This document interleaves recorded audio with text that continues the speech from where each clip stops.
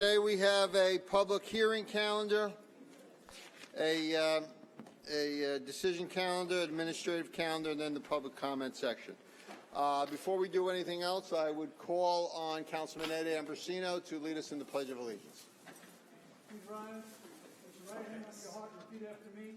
I pledge allegiance To the flag of the United States of America and to the republic for which it stands, one nation, under God, indivisible, with liberty and justice for all. Thank you very much. Madam Clerk, would you call the roll, please? Supervisor Santino. Here. Councilman Ambrosino. Here. Councilman Blakeman. Here. Councilman D'Esposito. Here. Councilman Dunn. Here. Councilman Gooseby. Here. Councilman King Sweeney. Here. Okay. Call the first item, please. Proposed local law regarding regulations and restrictions to limit parking in Baldwin, Belmore, East Meadow, Franklin Square, Garden City South, and Merrick. Is there anyone who would like to be heard on any of these matters? There being none, I will ask for a motion, please. Supervisor, I move that the hearing be closed and the item adopted. Second. Call roll, Supervisor please. Santino. Aye. Councilman Ambrosino. Councilman Blakeman. Councilman D'Esposito. Aye. Councilman Dunn. Councilman Gooseby. Councilman King Sweeney. Next item, please. Proposed local law regarding parking or standing prohibitions in Belmore, East Meadow, Lawrence, Merrick, North Belmore, North Valley Stream, Oceanside, Uniondale, and Wantagh. Is there anyone who would like to be heard on this matter? There being none, I'll ask for a motion, please.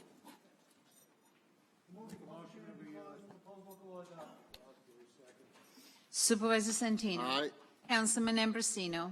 Councilman Blakeman. Councilman D'Esposito. Aye. Councilman Dunn. Councilman Gooseby. Councilman King Sweeney. Next item, please. Proposed local law regarding arterial stops in Baldwin Harbor, Belmore, Bethpage, Elmont, Franklin Square, Inwood, Lido Beach, Oceanside, and Wantagh. Is there anyone who would like to be heard on any of these matters? There being none, I'll accept the motion, please. Supervisor, I move that the hearing be closed and the item adopted. Second. Supervisor Santino. Aye. Councilman Ambrosino. Councilman Blakeman. Councilman D'Esposito. Aye. Councilman Dunn. Councilman Gooseby. Councilman King Sweeney. Next item, please. Proposed local law regarding traffic regulations in the vicinity of schools in North Belmore, Seaford, and Wantagh. Is there anyone who would like to be heard on any of these matters before the town board? There being none, I'll accept the motion, please. motion that the hearing be closed and the item be adopted. Second. Supervisor Santino. Aye. Councilman Ambrosino. Councilman Blakeman. Councilman D'Esposito. Aye. Councilman Dunn. Councilman Gooseby. Councilman King Sweeney. Next item, please. Proposed local law regarding bus stops in East Meadow. Is there anyone who would like to be heard on this matter before the town board? There being none, I'll accept the motion, please. Motion the hearing be closed and item adopted. Second motion. Supervisor Santino. Aye. Councilman Ambrosino. Councilman Blakeman. Councilman D'Esposito. Aye. Councilman Dunn. Councilman Gooseby. Councilman King Sweeney. Next item, please. Proposed local law regarding loading zones in East Meadow. Is there anyone who would like to be heard on this matter before the town board? There being none, I'll accept the motion, please. Motion the hearing be closed and the item be adopted. Second motion. Supervisor Santino. Aye. Councilman Ambrosino. Councilman Blakeman. Councilman D'Esposito. Aye. Councilman Dunn. Councilman Gooseby. Aye. Councilman King Sweeney. Next item, please. Proposed handicap parking on public streets in East Atlantic Beach, Elmont, Franklin Square, Garden City South, Merrick, North Valley Stream, Oceanside, and Uniondale. Is there anyone who would like to be heard on this matter before the town board? There being none, I'll accept the motion, please. I move that the public hearing is closed and that the item is adopted. Second the motion. Supervisor Santino. Aye. Councilman Ambrosino. Councilman Blakeman. Aye. Councilman Diaz-Bazito. Councilman Dunn. Councilwoman Gooseby. Aye. Councilwoman King Sweeney. On the decision calendar. On the decision calendar, Supervisor, we have application of Penn Collision, Inc. for special exceptions, public garage, to maintain a public garage on a larger lot, to utilize a portion of parcel 2 for the purpose of parking and storage of vehicles awaiting repair in connection with its automotive repair shop on parcel 1 in Baldwin. Have a motion, please. I move it. Is there a second? Second. Supervisor Santino. Aye. Councilman Ambrosino. Councilman Blakeman. Aye. Councilman Diaz-Bazito. Councilman Dunn. Councilwoman Gooseby. Aye. Councilwoman King Sweeney. Next item, please. Next item on the decision calendar is application of AMPM Food Mart, Inc. for inclusion within GSL's district to include existing gasoline service station and install 2 underground storage tanks, each with the capacity of 12,000 gallons, and operate a convenience store and self-service station in Roosevelt. Have a motion, please. So moved. Second. Move we adopt, right? Move to adopt, yes. Supervisor Santino. Aye. Councilman Blakeman. Aye. Councilman Diaz-Bazito. Aye. Councilman Dunn. Councilman Gooseby. Aye. Councilwoman King Sweeney. Next item, please. Application of Global Montello Group Corp. for rezoning from LPRD to Business District in Levittown. Supervisor, I have a companion decision, application of Global Montello Group Corp. for a permit to include an existing gasoline service station within GSS District to remove, reconfigure, and replace pump aisles and gasoline dispensers with new pump aisles and dispensers, erect a canopy over pump aisles, and operate a convenience store in congestion with gasoline and operate self-serving station in Levittown. Do I have a motion, please? Second the motion. Supervisor Santino. Aye. Councilman Ambrosino. Councilman Blakeman. Aye. Councilman Diaz-Bazito. Councilman Dunn. Councilwoman Gooseby. Aye. Okay, on the administrative calendar, does any member of the board wish to sever any of the items on the administrative calendar? Yes, Mr. Supervisor, I would like to sever items number 4 and 22. Okay. Can I have a motion on the administrative calendar with the exception of the items that have been severed? Supervisor, excuse me? No, Senior Councilman, go ahead. I move the administrative calendar in its entirety, exception of the 2 that were severed, number 4 and number 22. Okay. I guess then we should also then probably put, well, okay, we'll deal with the items that are before us at the moment, and then we'll go back to those. Okay.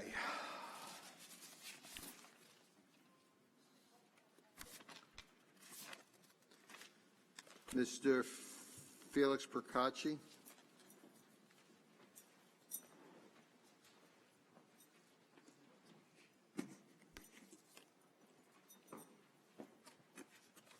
Actually, you know what, I think what we're going to do technically so that we actually have it in front of us on the calendar, then I have the 2 items that have been severed. We will vote on them separately and deal with them separately, but I'll accept a motion on item number 4. I make it. Is there a second? Okay, and then I will need then a motion, so that's Councilman Diaz-Bazito moved it, Councilman Dunn seconded, And then on item number 22, I will need a motion to put it before us. I make the motion. Okay, similarly. Okay. Mr. Procacci, you're up. Okay. So what can I want to talk on 4, 7, 8, and 22. Go ahead. Anything severed? That I Yeah, we're going to vote on them separately, but Oh, you so I can can talk, talk on all- they're all in front of us, so you Okay. can talk about anything you want, Oh, okay. these 4 items that you put Okay. in. Go ahead. Resolution number 4, Felix Procacci, 1165 Barnes Street, Franklin Square, New York. The resolution states, whereas it has become necessary to amend said schedule. Why has it become necessary to amend said schedule? Mr. Town Attorney? There's going to be an installation of council persons who were recently elected, and so it was thought best not to have a meeting on that day, since it's going to be an installation day, so as not to mislead the public to think that they were coming to a regular town board meeting. So there will not be a town board meeting on that day. Yeah, and for the record, the supervisor-elect has requested that the meeting be held on January 2nd, but in the evening at 7 p.m., and that her installation would be sometime that same day, separate and apart from the meeting. So I'm going to make a motion with respect to that when we get to it. But I just wanted to let you know that that was her request, and I believe that we should adhere to it.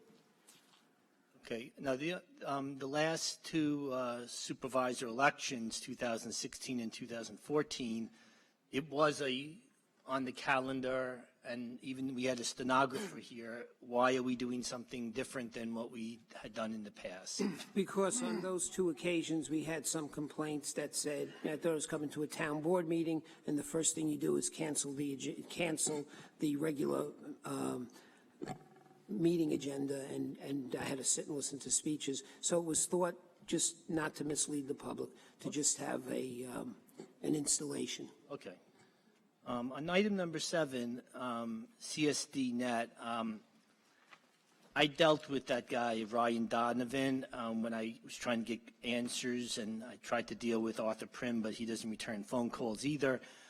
The videos I received from that are operated and maintained by CSD Net, they were cut to shreds. I mean, 5 minutes missing. That's ridiculous. I don't care motion sensitive or not. People would appear out of nowhere. There's something wrong with the way they're maintaining those cameras, and I feel very strongly you should not hire them again, and you should not renew their contract. Kick it down the road and let the next supervisor do it, because I'll tell you now, I had downloaded maybe 20 hours of video, and every one of them was in shreds. And Ryan said he was going to call me back. He never called me back. I couldn't get answers from Arthur Prim. There's something wrong with the way those cameras are being operated. If that's for security, it's not secure, because, you know, who knows what it's going to record. On item number 8, it's not specific as to the various computer courses that the town is paying for with this resolution. Can someone tell me what those computer courses are? Stop the clock, please. Commissioner Prim, are you here?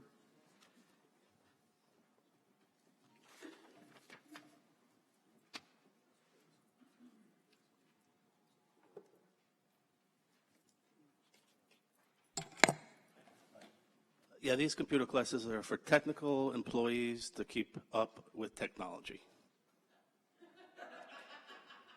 Well, technology is always, What's the name of the course? it's any, you know, we can go to Excel, Access, we go SQL, .NET, any kind of. Oh, okay. Being That's the- those they're very- okay, those examples, I sign up regularly for Udemy. I got 70-hour course for $15.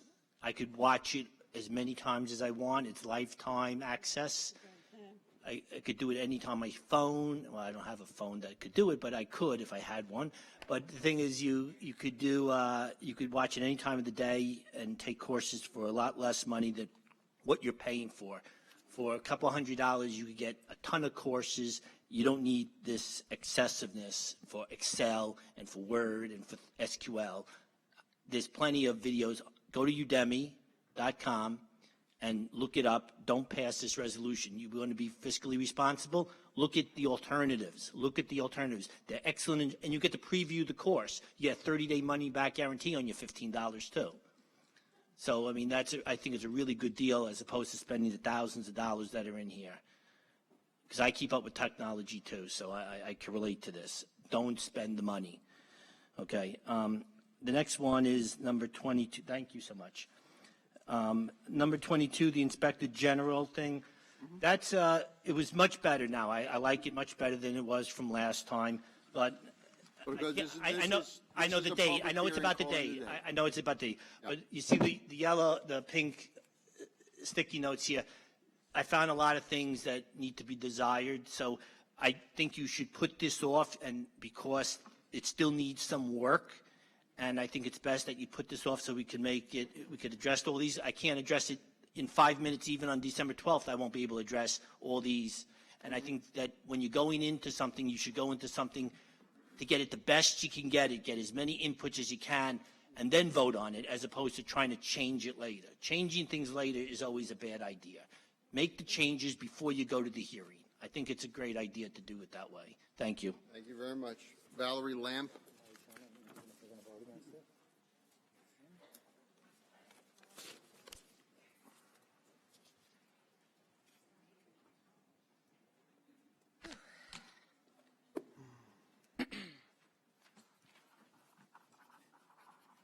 Name and address for the record, please. Valerie Lamp, Bulba, New York. We're good? Good. Okay. Regarding resolution number 4, actually, before I get there, I just wanted to kind of piggyback on what Mr. Prakashi was talking about. I call it Udemy, but I forgot what he said it's called, Udemy. Great site. You can definitely save a ton of money by having employees access that education, and they're very credible resources. Each instructor has their different appropriate qualifications. And I've taken several courses off that too. They're $10, they're $30. You can even find some stuff on Groupon. So I think that's a great idea, Felix. You're welcome. Item number 4. The canceling of this meeting. Look, it's a hard pill to swallow. I do recognize that, the township of Hempstead has been under the same regime for over 100 years. I know what you're going to say. It's due to the fact that you guys received complaints from people who came to a prior year and felt deceived or something. But honestly, that doesn't really wash, because there's been a lot of deceptive information coming from this township, and to all of a sudden heed these complaints from, I guess, a large amount of people who showed up at a meeting expecting to have a town meeting, and instead were walking into a ceremony to welcome in the new elects or the re-elected officials. I mean, come on.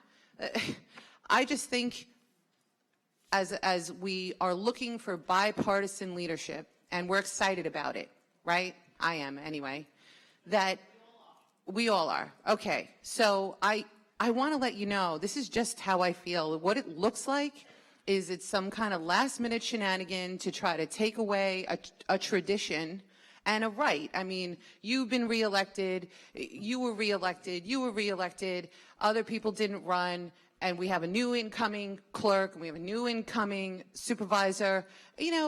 Let them have their moment. I mean, you have this small, great opportunity to walk out with some dignity and grace and class. Let them have it. Let them have the ceremony. Don't cancel the meeting. I highly doubt there's going to be like a Black Friday stampede of people suddenly want to come to the meeting and they're going to feel deceived. If anything, I felt deceived a couple of meetings ago when I was here for 5 or 7 hours, and then with a very sudden eruption, there was a walkout, and all the people that waited for their chance to speak to our representatives was just ripped out from under us. That's deception, okay? Letting this meeting happen and not having this sudden delay of game, I mean, just let it happen. Ms. Lamp, I think Yes. a good idea could be we have the ceremony during the day and then a night meeting. Agreed. So we Agreed. could sort But of don't split it up. cancel it. Don't cancel it. And please, please don't insult everyone's intelligence saying that you have this sudden concern for the complaints of the residents of the town and that they felt deceived. I mean, it's kind of comical. I do want to send this into SNL, but I'll work on that separately. Anyway, I appreciate your time. Thank you. Thank you. Rory Gordon.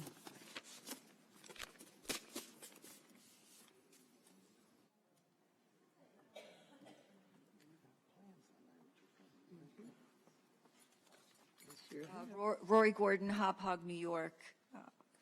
As far as the installation, whatever you decide, is it going to be like the last time by invitation only? Mm-hmm.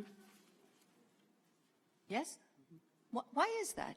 Well, first of all, because most of us have families and people who want to come and see us, who work with us, so that's only so many spaces in here.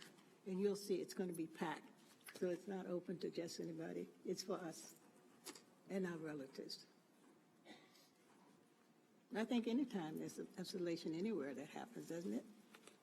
I have no idea. That's why I'm asking the question. Yeah, I just really told don't know. Anyone who has an installation does that. The county does it, the towns do it, they do it in the federal government, the state government, so forth. They invite people to come. Okay, I just want to ask one. Okay. But am I mistaken? I think there was a TV outside where the public could come. Maybe I missed that. I think there was a. Well, I believe, Mr. Town Attorney, would you just expand on that? There will be invitations by each of, there could be as many as 5 people being inducted on that day. So there'll be invitations sent out by each of them who are going to be installed that day. And that generally takes up the room. There is a TV outside in the hallway out there where members of the public could watch. And certainly if there were room in the pavilion, members of the public could come in. Oh, okay. Is it going to be on the televised thing? Yes. Is that yes? I said yes. I'm sorry. Okay, I know you were talking. I'm sorry. No, I would. Okay, as far as the company with the surveillance system, number 7, I have an issue with that company. I requested tapes, and I never received them. And that request went through Peter Sullivan directly to you, Mr. Ra, and we're still waiting to this day to get them. Now, how you could rehire this company when they could not produce surveillance camera tapes is beyond me in a federal litigation. To me, they're incompetent. And I just want to put in my 2 cents because they are getting paid an extraordinary amount of money. Did this go out for bid? Can you stop the clock? Mr. Prim, I think. State contract. What does that mean in English? I'm sorry. Mr. Town Attorney, explain It was that, please. bid by the state of New York, and the state of New York gave municipalities the right to order off of the state contract. So the state of New York bid it. State of New York bid, so that means we're stuck with this organization as No, constituents? the state of New York gave the municipalities the right, if they wanted to utilize the contract. Okay, so if this, you have a choice to use it or not use it? I'm sorry, I don't understand. You can, if the department thought the price was good or it was desirable and the materials and the equipment is what they want, they look, it's cheaper many times to order off the state contract. And that's what the decision here was, to order off the state contract. It is a bid, but it's ordered off a state contract. The state of New York did it. Okay, so we have Felix saying that they're incompetent. I'm telling you for a fact, I know they're incompetent, yet Yet the state of New York somehow gave them a bid. Well, I don't know. Don't you think that we have a right as constituents to complain? Mr. Ra? You have a right to complain? Yeah. You may complain about anything you want to complain about. But who do I make this complaint to? I think you're doing it now. Okay, well, it's not giving me an answer. It's I did already give you an answer. It's a state contract. It was, you wanted to know if it was bid. It was bid by the state of New York, and the state of New York, under the laws of the state of New York, gave the municipalities throughout the state of New York the right to utilize the contract. So it's a done deal. There's no changing it. We're stuck with this company that's totally incompetent as far as Felix and I have had experiences. Is that what you're saying? We're stuck with them? I wouldn't use that terminology. Well, what terminology would you use? We're entering into a contract with a successful bidder on a state contract. So you guys are going to make a vote to decide whether to continue this contract, or it's done? Yeah, it's on the calendar tonight for a vote. Okay. Could we ask the IT commissioner if he's happy with them? I'm sorry? Could we ask the IT commissioner if he's happy with their services? Well, how would you feel if you asked for tapes and you didn't get No, them? I'm just saying, could we, Mr. Rock, could we? Is the IT commissioner here?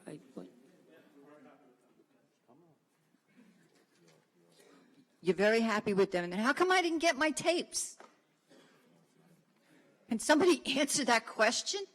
I have a federal litigation against this town, and I asked for tapes of your employee that was totally disrespectful to me, and I never got the tapes. And you're going to continue with this company? I really have a problem with that. And why are the tapes chopped up?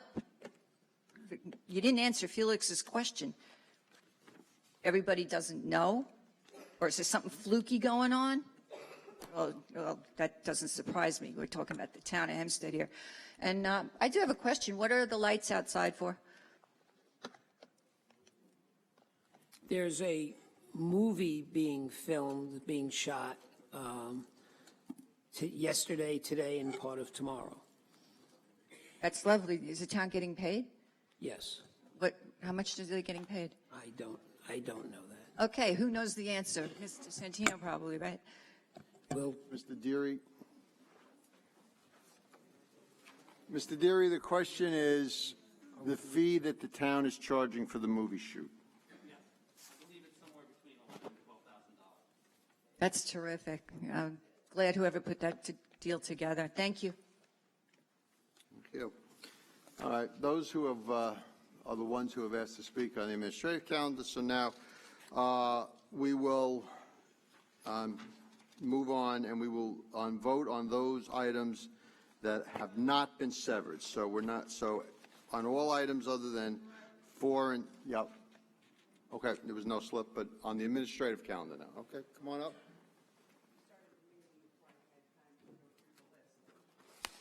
My taxes, and I did put taxes and miscellaneous. I figured I covered the bases. Most of this is paid with tax dollars, I believe. So, Mita Meriday, Baldwin, resident. And yes, let's start with number 4. Most of the initial issues have been addressed. My concern is that why are we just amending this for the removal of a date if we have an opportunity to amend this to include more evening meetings, which was a clear bone of contention when this calendar was set. And I was basically told that because one of the board members felt that, and this is a direct quote, no one would come, there was no need to increase the number of evening meetings, which I'm hoping that the residents who are in the room this evening would attest to the fact that they might be more interested in coming to more of these board meetings where it's important for their voices to be heard because more money is coming out of their pocket if we have more than 3 meetings in the evening. Is anybody out there in agreement with me?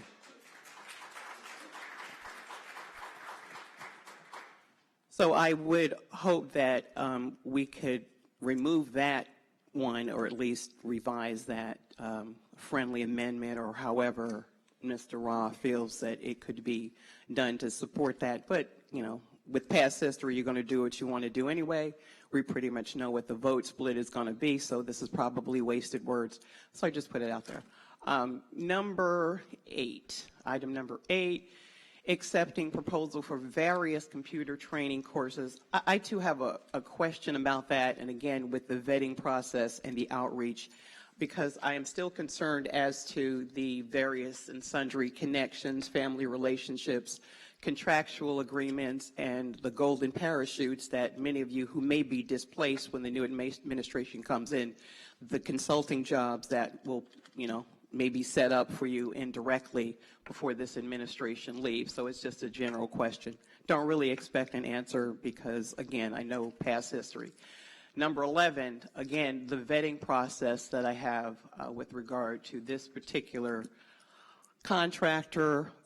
Again, if someone has the documentation to ensure those of us in the public who have very little trust in the integrity of the majority of the processes that have been taking place in the town of Hempstead, as evidenced by the most recent election, that we need to have a little more transparency with regard to who has relationships directly and indirectly with these companies that's getting a, what I would guess is a significant contract if they're going to be addressing 7 buildings, because the majority of the buildings in the town in Nassau County are toxic, both in some of the people who work there as well as some of the elements that are in them.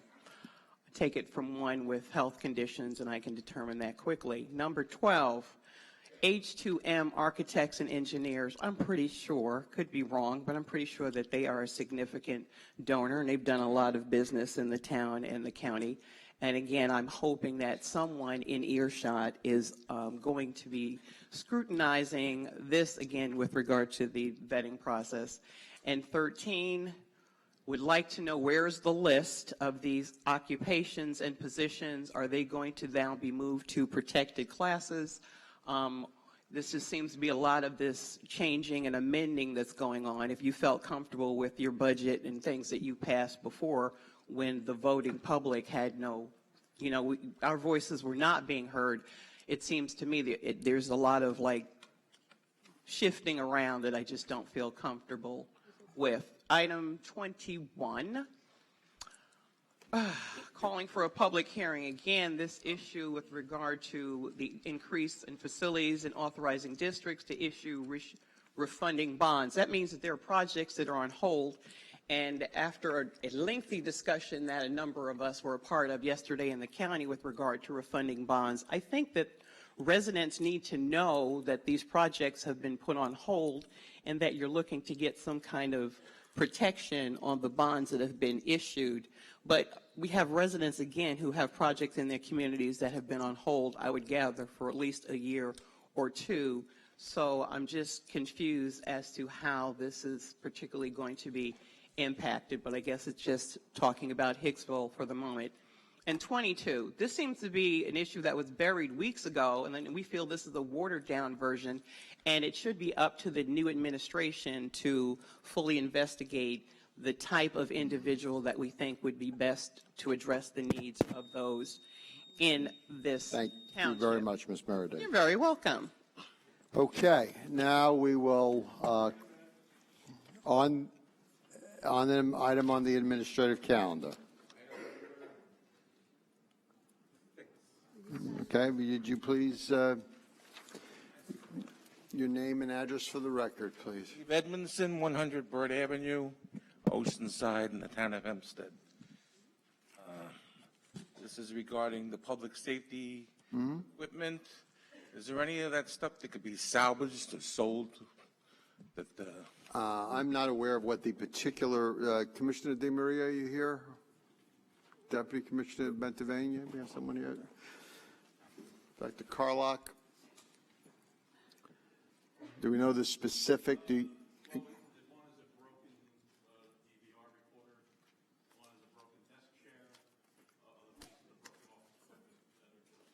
No, like uniforms? Of no value. Yeah. Okay. Thank you. Thank you. Okay. Would you please now call the roll on the items that have not been severed? Supervisor Santino. Aye. Councilman Ambrosino. Councilman Blakeman. Aye. Councilman Diaz-Bazito. Aye. Councilman Dunn. Councilwoman Gooseby. Councilman King Sweeney. Yes, on all items except I abstain on items 8 through 13. I am heartened that there is a renewed interest in the Inspector General resolution, but I will abstain on these items involving the expenditure of town funds until we're able to resolve that, hopefully in the coming weeks and months. So yes, except for abstention on 8 through 13. Okay. Now on item number 4, which is the relative to the town board meeting removing January 2nd. Mr. Supervisor, Yes, I sir. move that item 4 be amended as follows, that the installation of the elected officials commencing in the year 2018 be held on January 2nd at 2:30 p.m., that's post-meridian, at Camp Anchor in Lido Beach, New York, town of Hempstead, and that following that at 7 p.m., that the meeting of the town board take place on that date for a number of reasons. One is that I think we should give deference to the new supervisor who was requested that the meeting be held on the 2nd.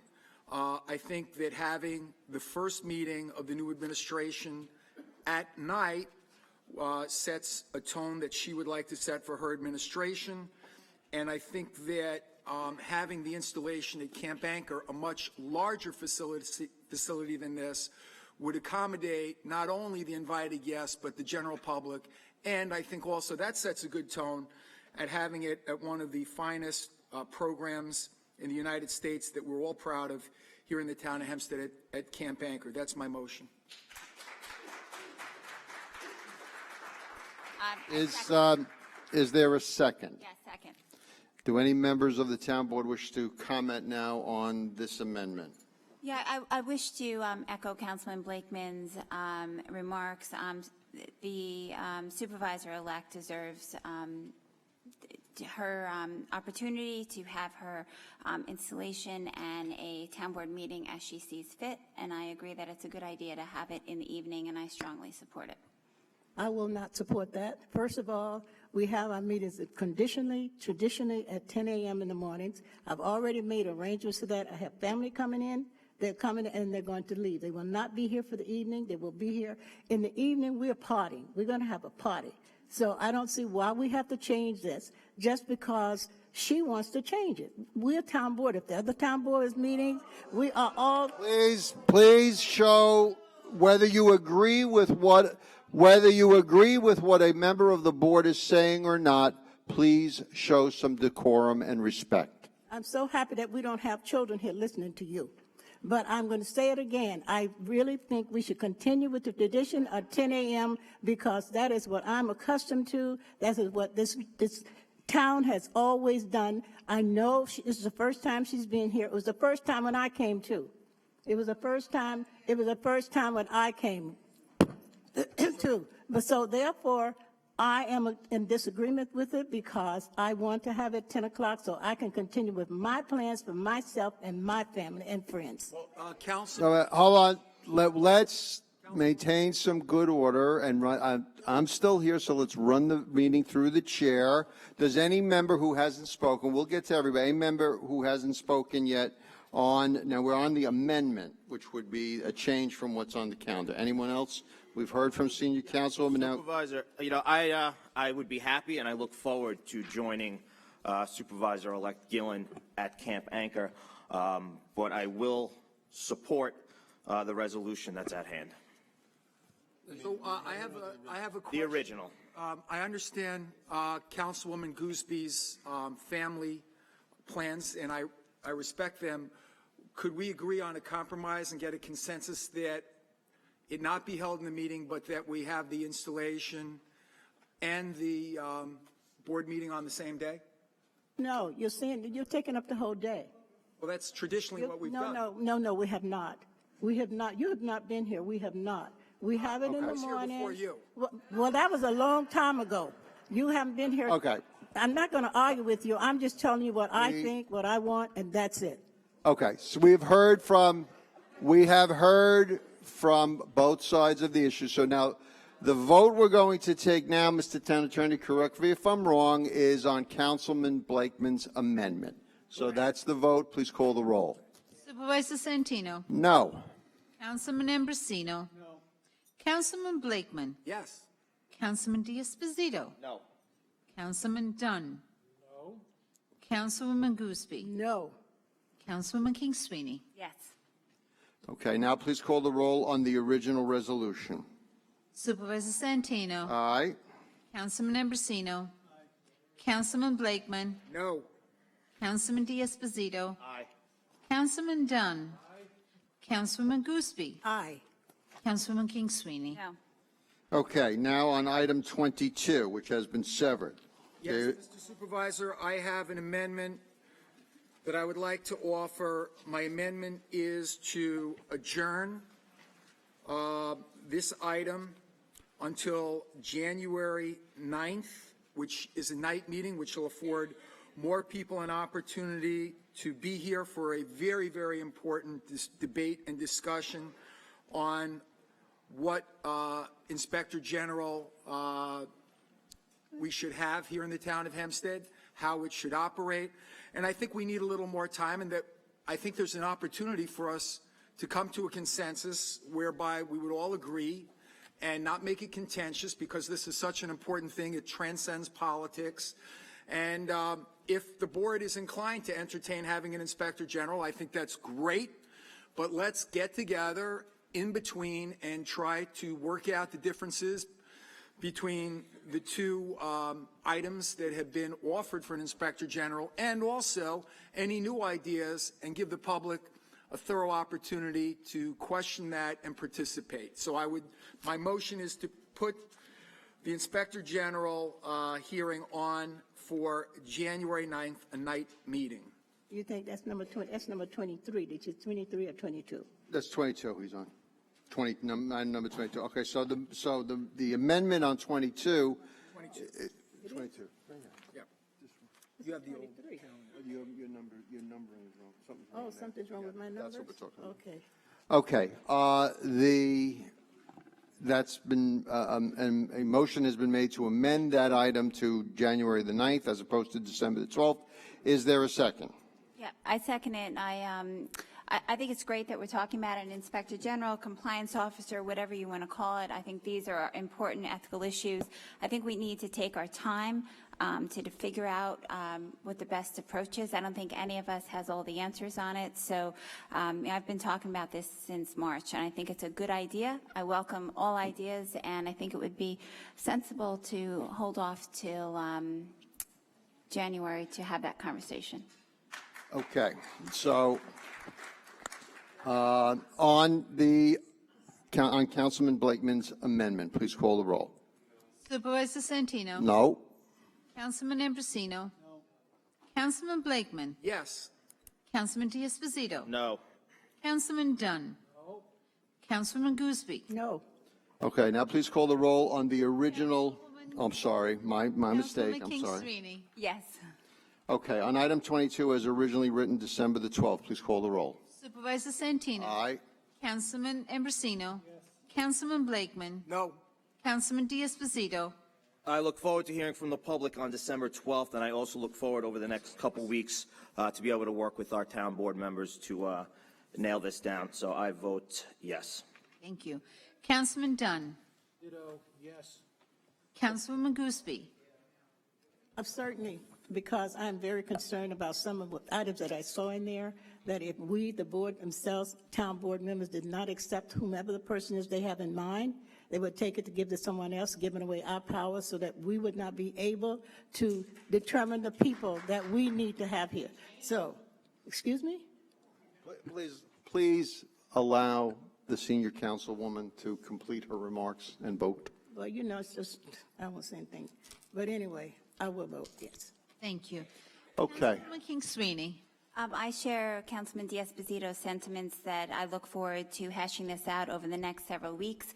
While I wish it would have been pushed off to January, I welcome any conversation, and I think it's a good step forward, so yes. Okay, then now the next order of business is a motion to adjourn. I move that we have joined the meeting.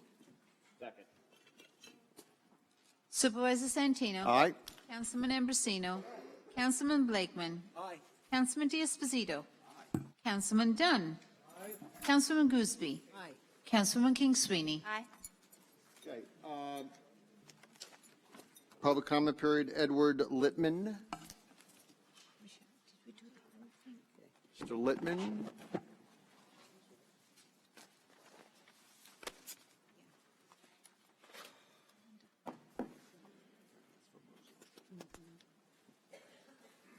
Good evening, Mr. Littman. My name's Edward Lippman. I live in Roosevelt. Your address, please. Here, Your address, please. 25 Valdo Court, Roosevelt. I'm here today because a tree in Roosevelt, 25 Valdo Court, October the 9th, fell on my vehicle. I can't hear you, sir. I'm here today because on October the 9th, a tree fell on my vehicle, damaged the window and the fender. I tried to contact the county about it. The inspector came, look at it. They said, okay. They sent the crew over the next day to move the tree. An inspector came. They sent me some papers and tells me to contact you guys. I contact you guys. You send it to me because I'm a collection agency, and they tells me you done had a complaint on the trees in that area, and nothing you can do about it. Mr. Roth. I'm sorry. I just want to make sure I understand your question. It's about trees being planted in your area? No, a tree fell on my car in that area. A tree fell on your car? Right. Okay. And your insurance company said what? I didn't turn it into my insurance company. I turned it into you guys. It's your tree. You planted it. So after the town investigated, they wrote you a letter and told you they're not responsible. Is that? No, they told me that they had no idea that the tree was bad in that area. I didn't know I had to call a doctor for the tree. Do you have any documentation that I could look at and, okay. About a heap of All right, so let me get someone to make a copy of that, and then we'll look at it, and if you just write your phone number on there, and we'll have that contact, we'll already. take a look at it and we'll contact you, Okay, no problem. okay? Just, yeah. Okay, thank you, Mr. Littman. Ms. Domenico Calafano? Calafano? From Allen Park? Where is it, Lynbrook? Is that on? Yeah. Domenico. Hi. Hi, how are you? Good, how are you? Califano. I had a few things I wanted to ask.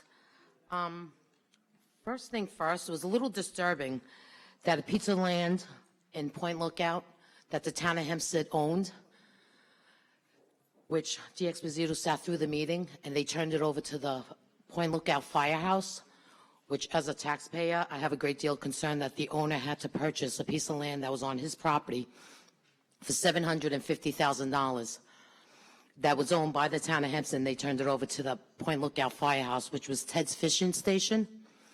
That was sold for $750,000 of taxpayers' money. That Anthony D'Esposito was sitting through the meeting with the town of Hempstead and turned it over that You I do would realize believe- that that was a public referendum, right? No, it wasn't. Yes, it was. It was the town of Hempstead piece of property that turned it over to the firehouse. It was voted on by public referendum. This board did not vote on Yeah, it. you turned it over to the firehouse and had the firehouse vote on it, and had Ted Fishing Station pay $750,000 for the piece of land. Okay. You could give me documentation if you have it differently, okay? Okay. Yes. The other thing is, I have a voice recording of Mike Spina from the Island Park Firehouse with D'Esposito about 2 violations that Island Park Rescue had. They ended up giving us 3 tickets on the property. Anthony D'Esposito told Mike Spina, which I have on tape, that the tickets would have been dismissed, and only one of them has been, 2 of them I'm still in court for, that Roy Gunter gave permission to Mike Spina from the Island Park Firehouse to have the rescue, Island Park Rescue have a flea market there that day, that we did not need permits. They were dismissed, and there's still one in court about this. Also, I'm still in court. I've been calling the town attorney. We have trial to start in December, and no one from the town attorney's office has called me back that we have trial to start since they pulled my CO of my building in Island Park when I spoke about corruption of June 7th of last year. And on June 8th, the building department came to my building and pulled my CO. I have no answer from any town attorney. They keep telling me I've been going to court for over a year, and they tell me they're going to call us. We're going to try to sit down and fix this. It's been 8 months. Every time it's an adjournment, adjournment, adjournment. We have a trial in December, trying to call the town attorney, and there is no callbacks on this. One other thing is, since Anthony D'Exposito came into play here, I believe that he thinks it's his own bank account here, hiring all his friends and family.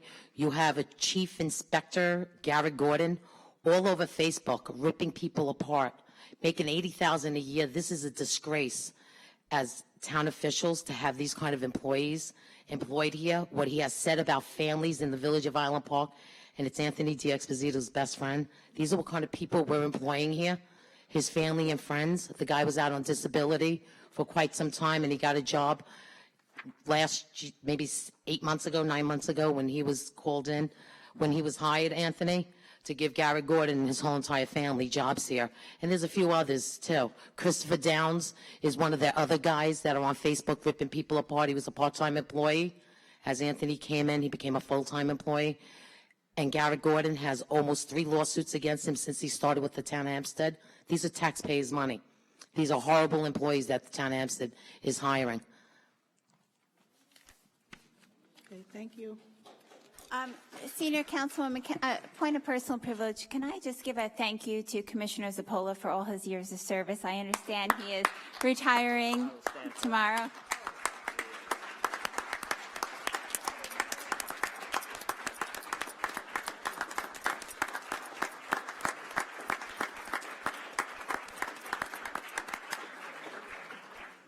I'm sorry. Thanks for Point Lookout. I am certainly sorry that you're leaving, because anytime I look at that beautiful monument that we have for 9/11, I will think of you. Thank you.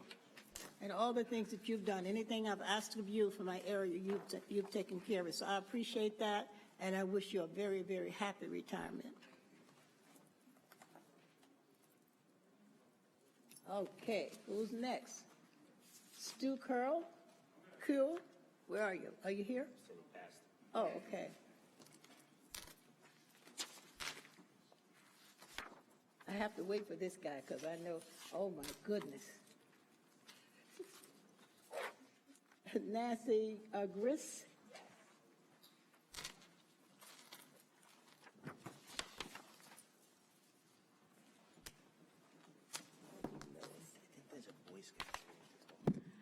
Nancy Giras, North Atlanta Avenue, North Massapequa. I'd just like to publicly acknowledge and say how thrilled I was to see Councilwoman Sweeney at the animal shelter. I'm the adoption coordinator there. We were thrilled to see her and her family, and as well as Supervisor-elect Gillen. I had to check my daughter's pockets to make sure there weren't any kittens in there. I'm sure. We were thrilled to see you. We are very, very excited about the new direction that the town is going. We certainly hope that you and the other council members will continue to support our mission there. And we very much look forward to it. But I wanted to say thank you very much for coming to visit us. It was a pleasure to have you, and thank you for your support. Thank you. It was great to be there. Thanks.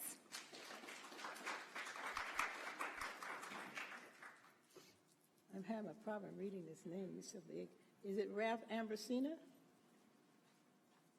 from Island Park? Oh, Ambrosia. I'm sorry. I can't read your writing. Talking about the bus company? Yes. How do I turn this on? Do I need it on? It's on. Just pull it up closer to you. Well, my first question before the bus company is the dead tree issue.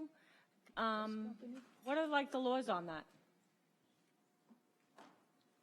Which bus company are you speaking of there? Well, If in fact it was a town of Hempstead, if in fact it was a town of Hempstead tree and it was decayed and rotten and we had notice, then we'd be at fault. But I don't know where this. I have to look at the file. I have no idea what the facts are. Well, I'm from Island Park. I live in the town of Hempstead side, and I thought that the homeowner was responsible for their trees on the curb. That is true, except that if we have a decaying tree and we know it's decaying and it's a dangerous, creating a dangerous condition, then we will remove it. Okay, and who do I contact for that? You can write to the highway department, Okay. or you can write to my office. My next question is with the Island Park Civic Association, and I have left Bill Muller a message. We have emailed him about information on the bus company in Island Park that is still parking illegally, still has their fences up with no permits, still has insufficient parking. This is going on for many, many years. I'm aware of it, and I can just tell you where we are in the court case. We made an application for an injunction in front of Justice Karen Murphy. She denied the injunction, and we've appealed that to the appellate division. But she did deny the injunction. And so we are prosecuting the case, and we're very disappointed, which is why we're appealing it. And she is aware of all this illegal issues with this bus company? And that Correct. this bus company also got a contract with Nassau County? I mean, I think there's something kind of illegal going on. I don't know about the contract with Nassau County. All I can tell you is we prosecuted, we went to court, we asked for an injunction to stop them from doing what they're doing. Justice Murphy denied that, and we're in the appellate division fighting it. Okay, so as a concerned resident, I'm concerned as a civic member. We have 5 blocks that these people cannot park in front of their houses because they have insufficient parking. So the town of Hempstead should be able to take care of that end of it. Why is it even in Supreme Court? Why is he even allowed to do anything that he's doing when everything is illegal? Mostly insufficient parking. We agree with what you're saying, and which is when you say, why is he allowed to do it? He's doing it, we believe, illegally. That's why they build courthouses. That's why we went to court. And Justice Murphy denied the preliminary injunction. And so the only thing that we can do is appeal her decision to the a higher court to try to get that overturned so we can get an injunction to stop them from doing what they're doing. And would you happen to remember how long ago that was? Because I don't know the time. Well, I can tell you I know what's going on a while, but I don't know the exact time frame. It's over a year ago, so I don't really think that the town of Hempstead is, really doing justice for my community. And I wish my councilman would help Well, out. I would have to disagree with that, Patty. I think that we are working as hard as we can. Obviously, it's in the judge's hands at this point. The sanitation inspectors and the building inspectors have been more than aggressive at the bus depot. You can believe me or not, that's really your prerogative, but I probably call the sanitation inspector at least 3 times a week when I'm either coming in or leaving Island Park because of the garbage, because of the fence, and summonses are issued. And at this point, I mean, short of going in there and putting a padlock on the bus company, which we can't do, we are doing everything in our power to fix this. When was the last summons? I called Well, you call and you say that. last week, so probably Monday, Tuesday, or Wednesday prior to Thanksgiving. Okay, and all this goes to this judge? I don't know how the town attorney's office gets them that information, but Yeah, those summonses go to district court, and we prosecute them in district court. Okay, thank you.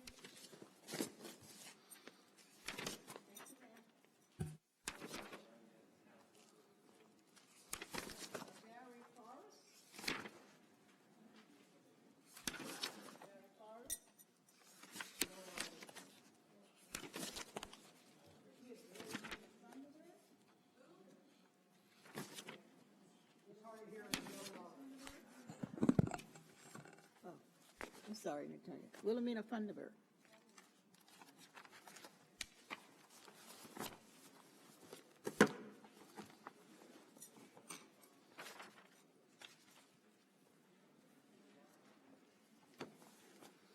Good evening.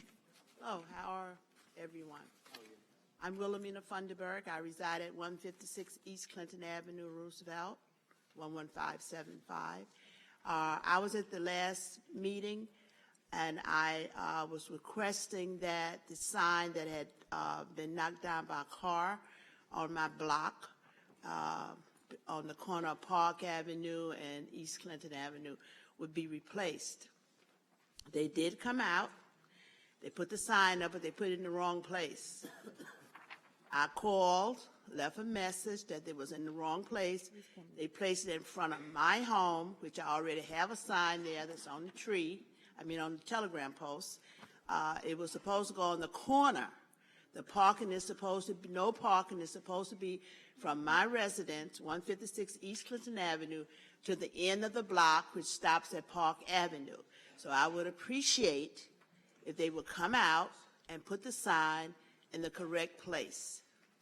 Thank you. Yes, sir. Give him, make sure he has the right address, that space where it's supposed to go. This is Mr. Reed. Thomas Reed, representing Traffic Control Division. We did investigate this matter, and there was a sign missing according to the parking ordinances that we have on file, and we did correctly put the sign back where it was according to the ordinance. We have no record of any restriction being at the corner of Park Avenue there, but we can investigate it on behalf of the resident by setting up a case number and reviewing the area to see if a restriction is warranted at that location. Well, from the beginning, and Councilwoman Gooseby was there, that sign was at the corner.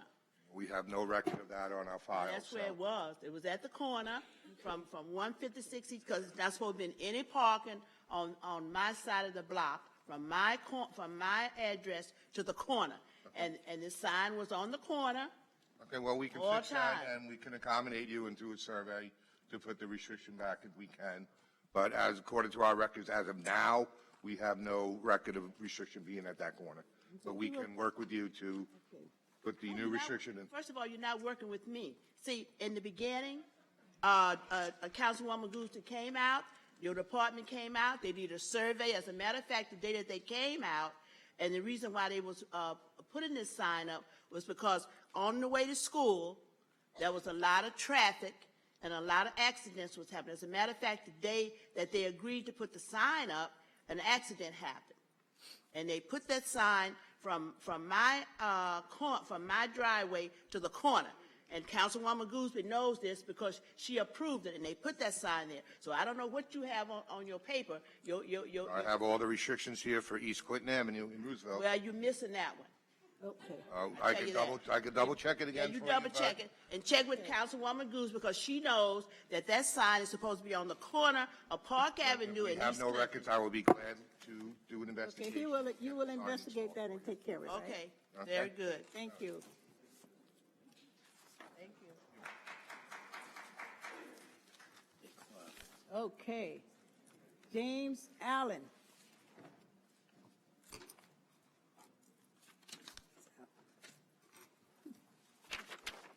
That's it.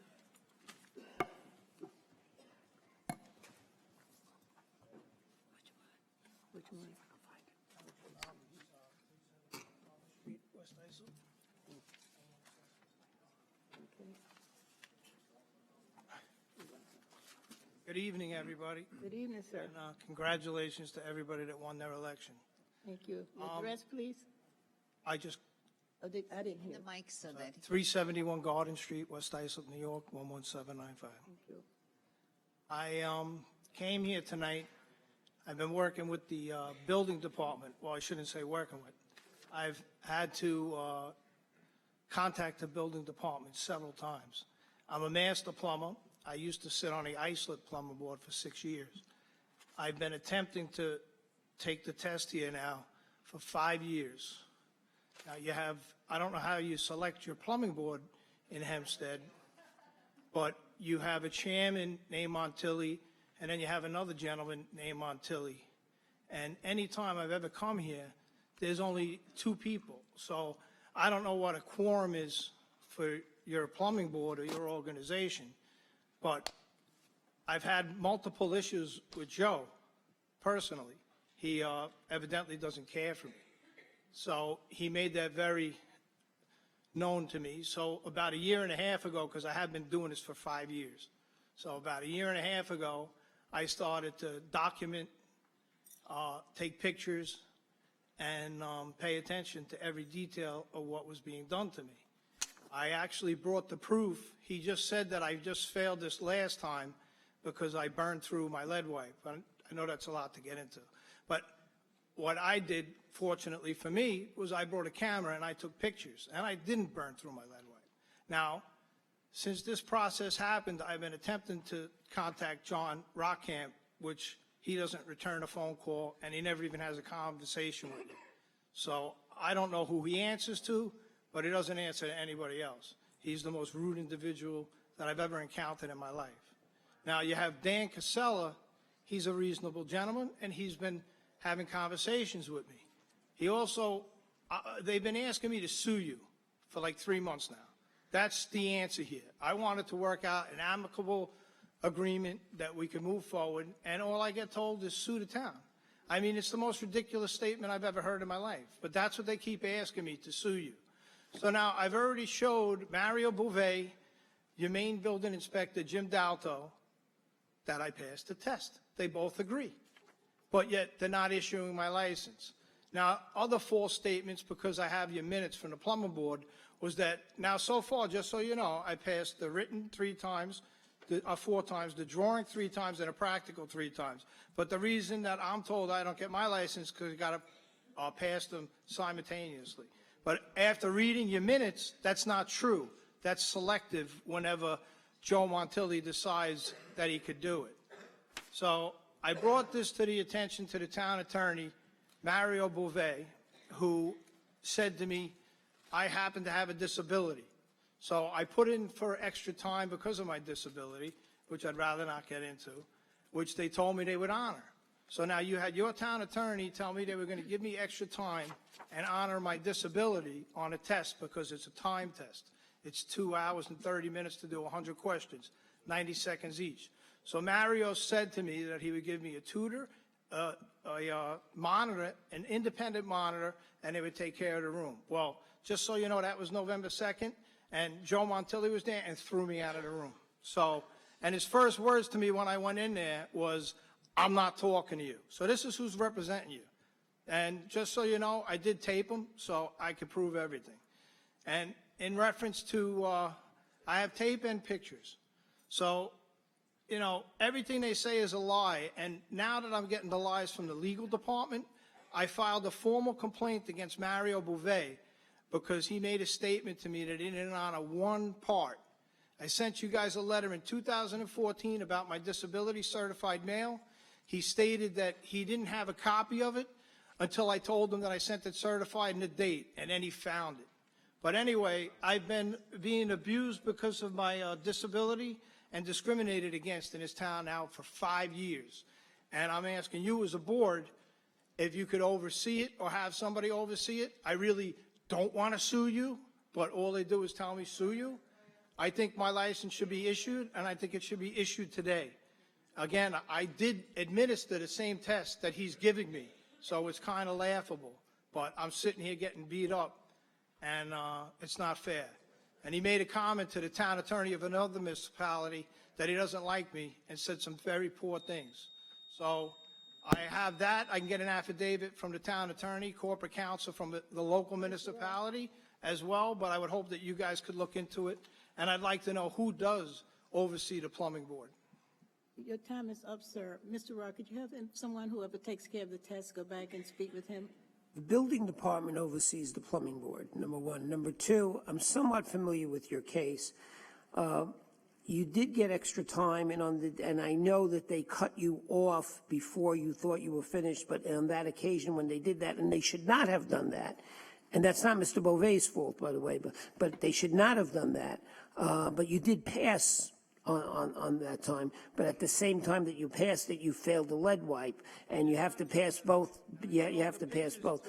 So, Jim Dalto, and they both. so I understand that you've been offered to retake both tests on a special day because there's usually a long waiting period, and they've offered you the opportunity to take it in some day in December. And I trust, rather than go through litigation, you avail yourself of that.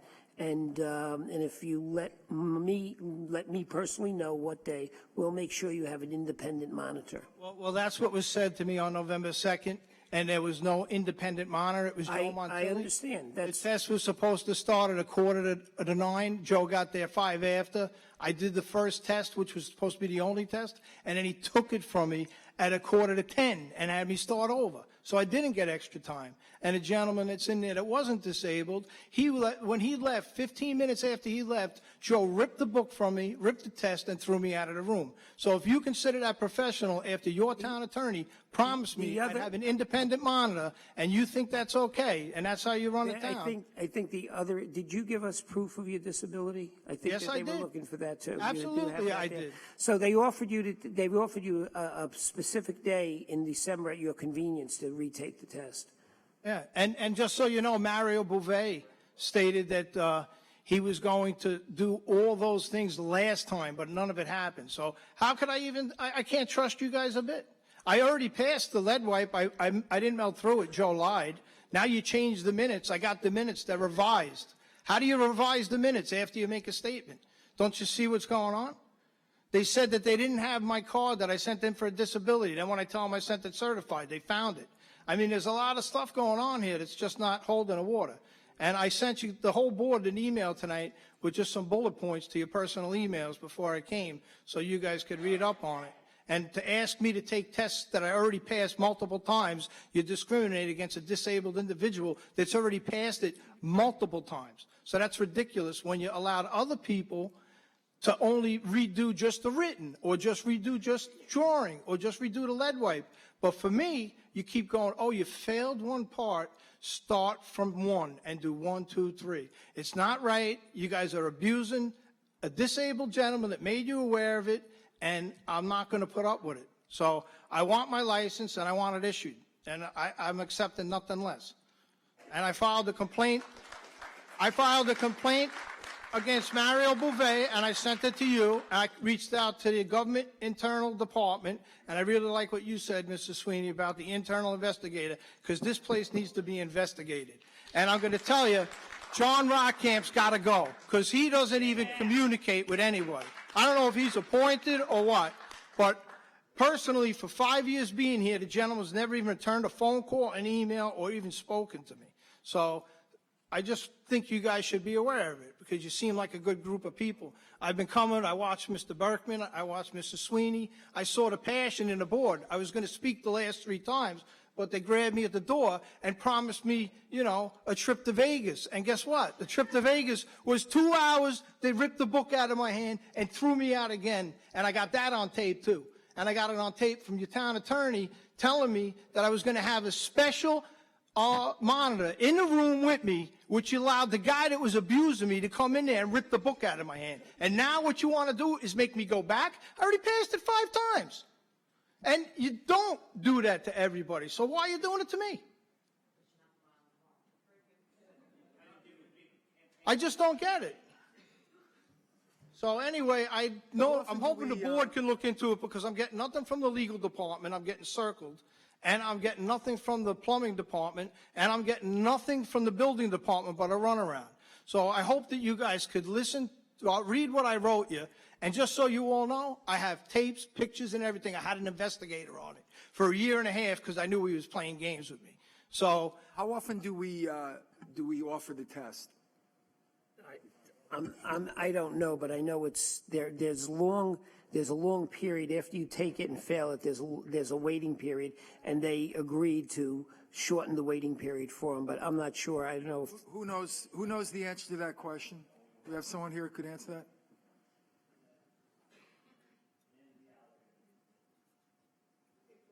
Commissioner? Oh, the commissioner. Good morning. Good evening, council members. Basically, what happens is after you fail the test, you normally have to wait 6 months to take it. And that is for you to study up, do what you need to do so that you can take it and hopefully pass it the next time. What we offered this gentleman was. How many inspectors do we have? I'm sorry? How many inspectors do we have? There's a 5-member board of the plumbing board that is the one that issues the tests. And what happened was, first of all, I'm not going to get into all the things he said because it's not true. But as Mr. Ross said, we told him he just took the test in November, and I met with the town attorney's office, and we said we'd be more than happy to allow him a special day, not that the plumbing board's not even going to be there, that we would have somebody in the room with him that he could take the test in December. So we're doing everything possible that we can. And just so for the record, we've never done this for anyone else. Yeah, but you already told me that you were going to do that November 2nd, and you ripped the book out of my hand. So why would I believe you now? First of all, I wasn't there, was I? No, you don't ever take a call or even talk to Did I have anybody. my deputy contact you? Yes, I did. Okay? So my deputy was dealing with you. You have never contacted anybody. No, You need to be fired. Commissioner. You just need to go.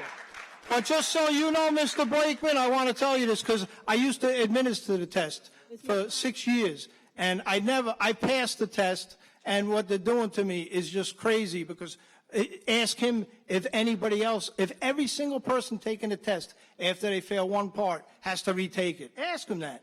No, it's selective. Is that true, Commissioner? So, sir, the commissioner has said that he's going to give you an opportunity when? December. In December? Yeah, that's Okay, in December, with the board not present and with an independent monitor, and that you will respect the requirements of his disability? Okay, sir. Well, I was told that by Mario Bove before November 2nd. But, sir, you got your answer. You have December.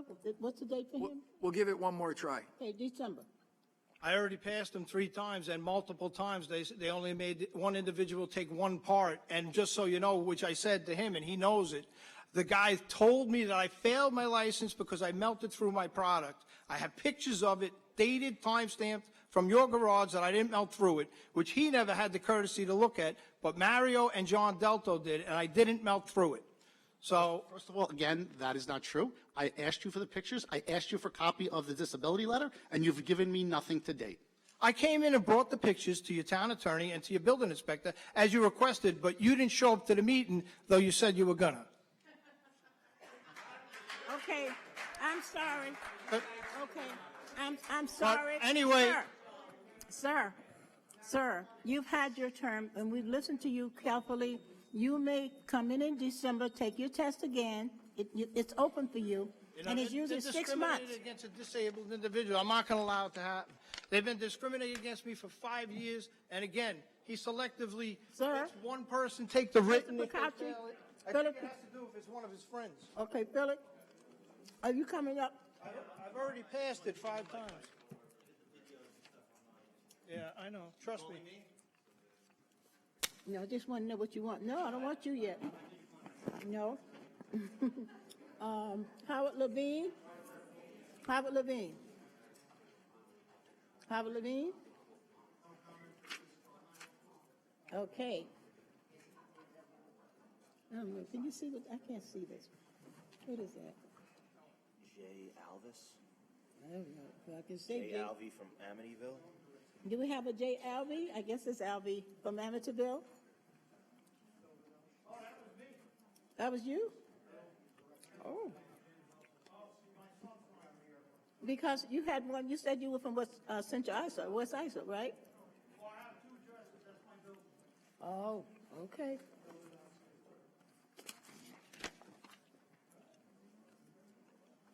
Matt Ellis from West Hempstead? From West Islip. Is that you?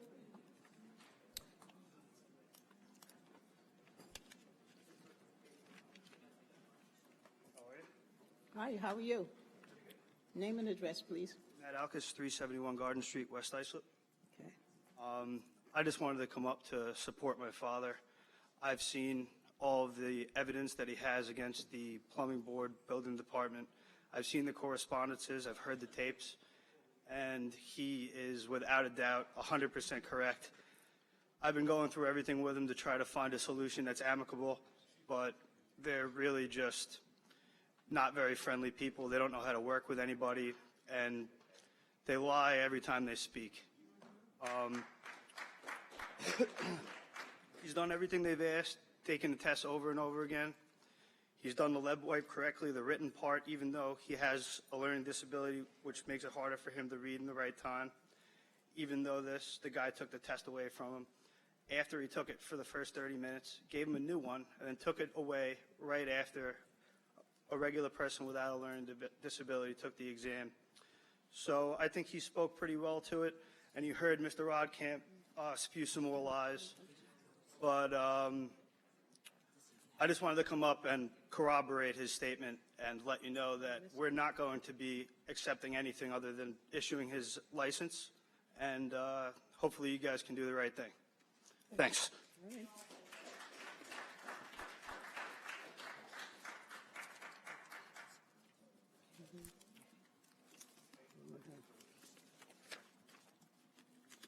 Again, Stephen Edmondson? Mr. Edmondson? Okay. No, that's okay.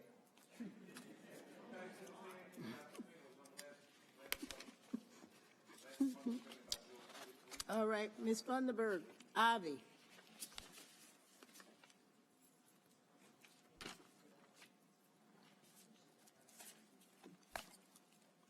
Good evening, everyone.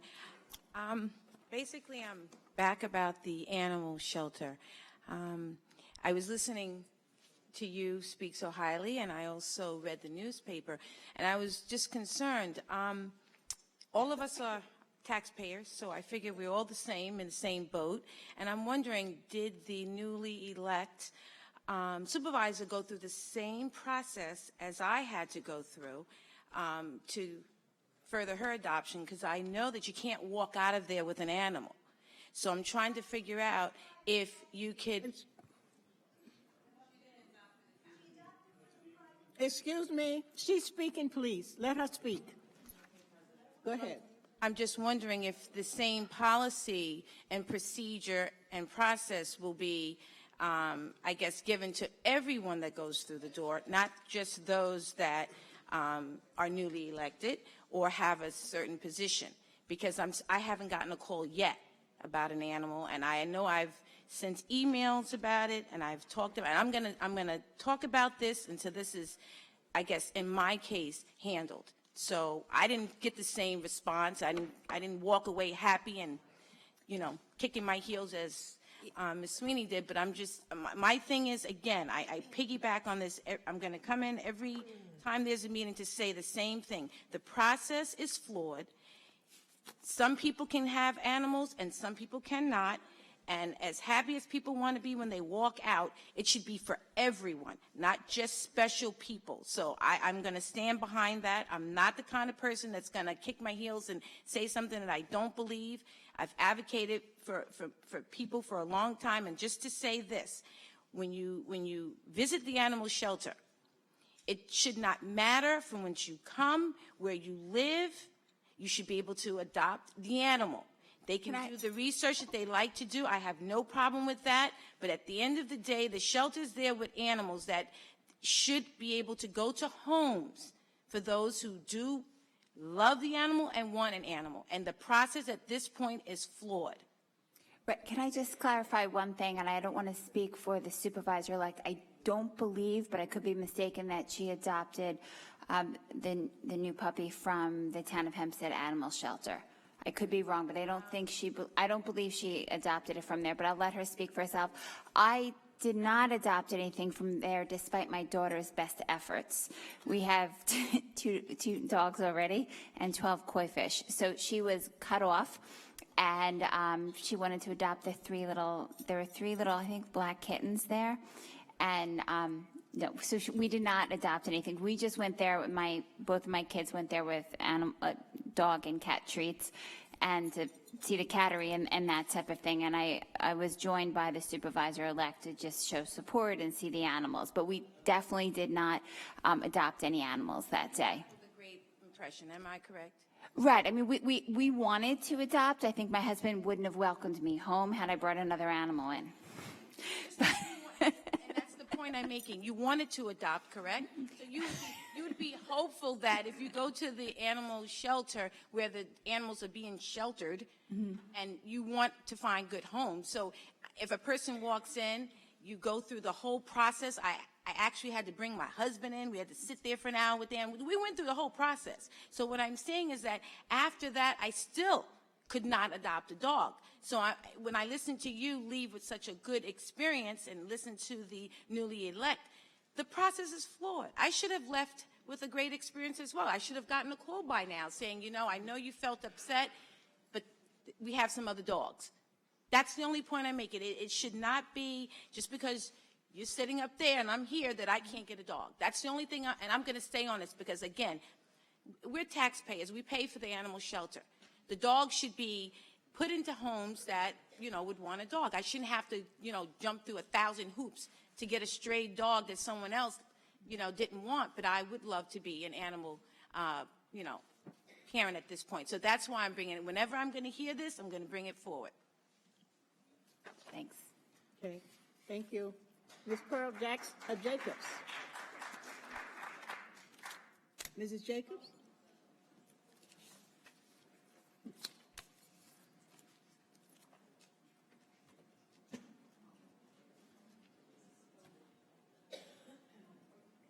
Good evening, Pearl Jacobs, Uniondale. I have a question, Senior Councilwoman Gooseby. What's currently going on with the Coliseum in regard to Uniondale, only as it pertains to the town of Hempstead? I don't understand what you mean. You don't understand the question? Well, the question is that, let me clarify, Uniondale is still not being addressed. There's still a vast disparity between the development on the north side of Uniondale as opposed to the residential areas and communities in Uniondale. You know, Uniondale Avenue especially is the gateway to the hub. And the hub, as far as Uniondale is concerned, the residence, is located in Uniondale. And we do not see any parity when it comes to the look of the north side of Uniondale as opposed to the investment and lack of investment on the south side of Hempstead Turnpike. So is the town addressing this in any way? I don't understand what you mean. What do you expect us to do, and what are you looking for? Well, we're looking for, and well, we can go back to the issue. I do understand that there's supposed to be the town, a Uniondale improvement project, which has not come to fruition as yet. I know we spoke about this earlier this year, and we were told the last time I spoke, it was supposed to be shoveled in the ground in August, September. Now we're looking at, we're in almost December. Okay, Commissioner Bakich? Would you come up here, Miss? Excuse me, come up and sit down. I know, so come sit. Sorry you're having a problem.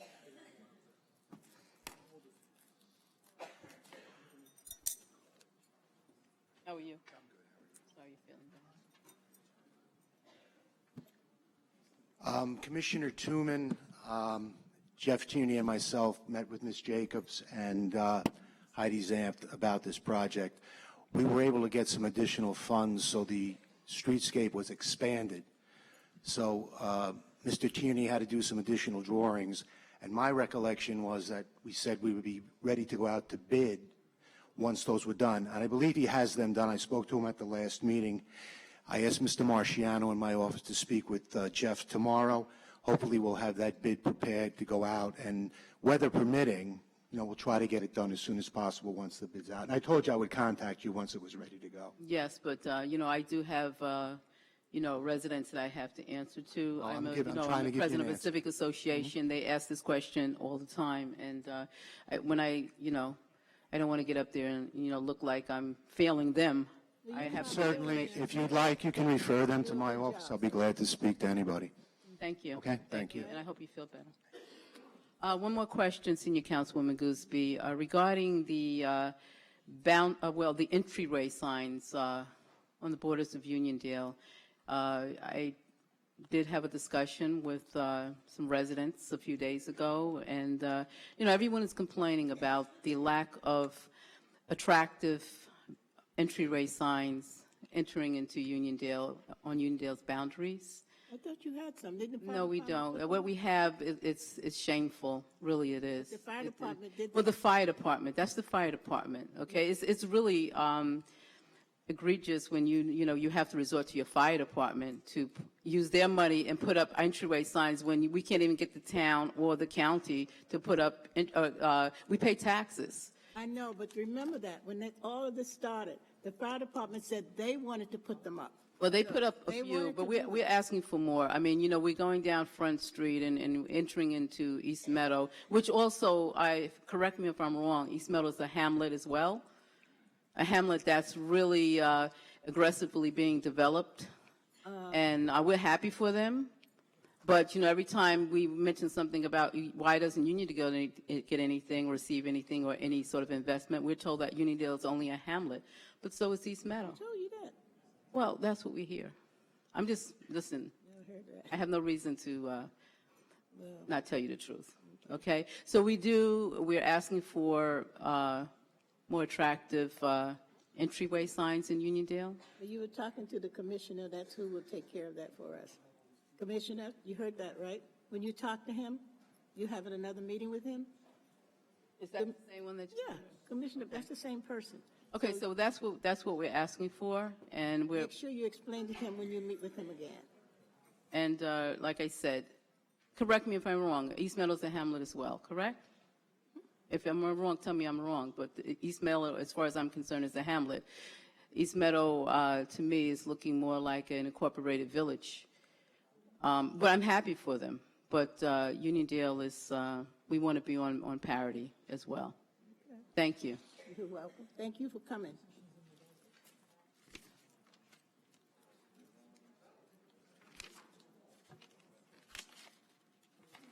Let's see. Valerie Lampy? Oh, you were here already, right? You're never gonna get out of here. Okay. Excuse me, I didn't hear you. What did you say? It's a long story. It's fine. Let me know when you're ready. You're ready, go. Okay. Can anyone, I think Erin, you probably have this, Councilwoman Erin King Sweeney, but how much does the general inspector earn in the proposed salary for the general inspector? So the new one that was on the calendar for today was $150,000. Okay. See, I think that's actually quite reasonable, especially when you compare other inspector general salaries to other municipalities. But what I want to point out is during my favorite season this year, which was actually election season, I received a call from the Republican committee, and there was a young lady who was commissioning my vote for Supervisor Santino, which makes sense because I am a registered Republican. That said, I started asking her questions, et cetera, and this was right on the heels of the Newsday article, which pointed out the huge discrepancy between the highly advertised $23.5 million deficit being turned into a surplus, and then Newsday came out stating that in fact there is a $6 million deficit. So my point is, I got transferred to someone else, and the woman who I was speaking with told me that the reason the Inspector General was not going to be, why he wasn't in alignment with putting forth this proposal is because it was an $850,000 salary. So that was Cheryl Petrie, by the way. I don't know if she's here. Is she here? I'd like to meet her because when I asked her if she worked for the town, she hung up on me.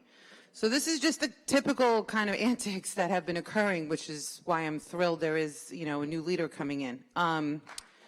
Does the last budget that was passed, which I know Councilman Blakeman and Councilwoman Sweeney voted against, does the last budget that was passed jeopardize our current financial ratings in any way? Does anyone know? Is the comptroller here? Our controller here? Well, according to... Just a second, I'm asking for the person who's responsible, and if he's not here, I'll call you. Is that Well, I'm going to anyone speak from the anyway. controller? Yes, I'm I'd gonna love to hear tell your you thoughts. that- Thank you. Yes. I'm going to tell I'm you actually that- asking Councilman Blakeman, so. I'm going to tell you that That's why I don't want you coming to my party, because you don't know how to do people. Don't worry, I'm not invited to your party. I'll invite you to my party, and I guarantee you it'll be much better. Go ahead.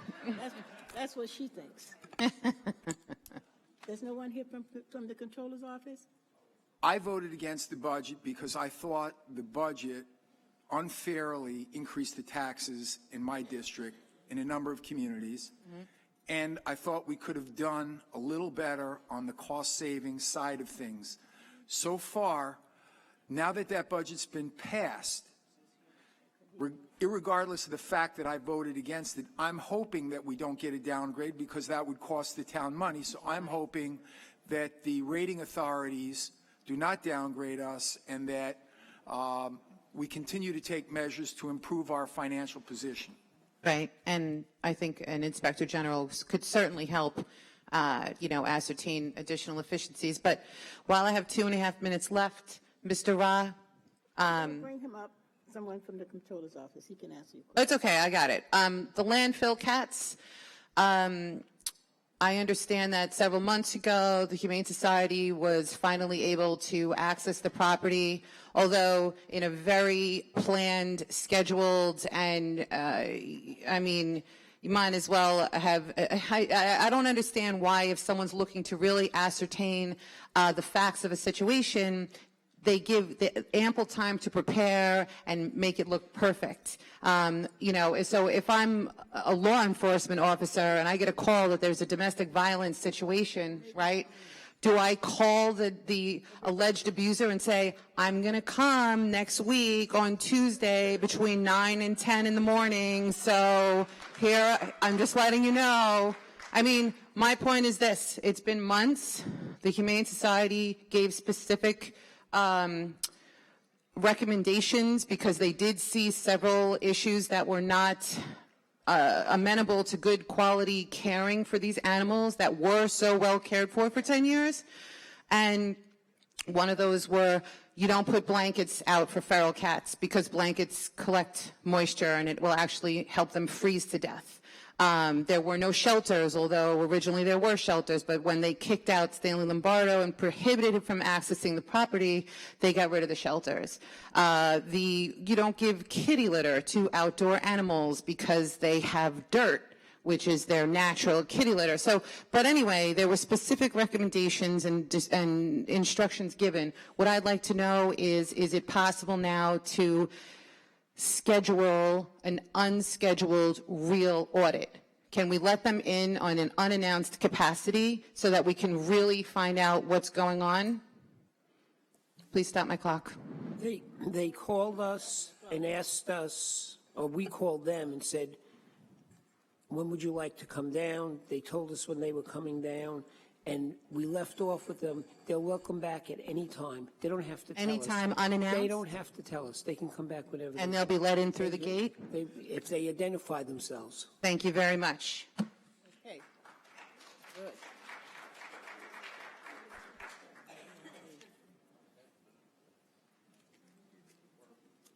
I have Harold Levine. I've spoken to you already, right? Okay.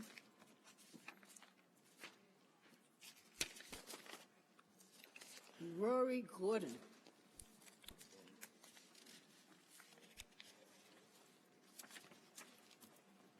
Are you a Scotch drinker? I don't drink Scotch. Wine? Champagne. You know what? The taxes are so high here. It's always freezing in this building. Oh, my God. Cousin take care of it. Okay. Rory Gordon, Hop Hog, New York. This is on your website. It says, at the conclusion of each meeting, the Hempstead Town Board remains seated to hear comment from individual citizens who would like to address the board on any issue of concern. How come so often there's like 4 of you left?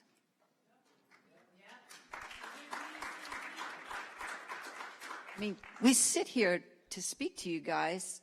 I mean, listen, I know sometimes you have obligations, but lately there's only been 4 people. But today we have 1, 2, 3, 4 and a half. Okay.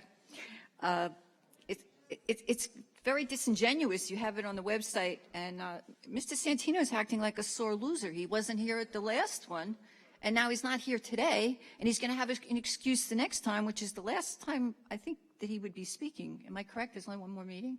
Well, maybe that's why he's not here, because he doesn't want to hear you tell him these things.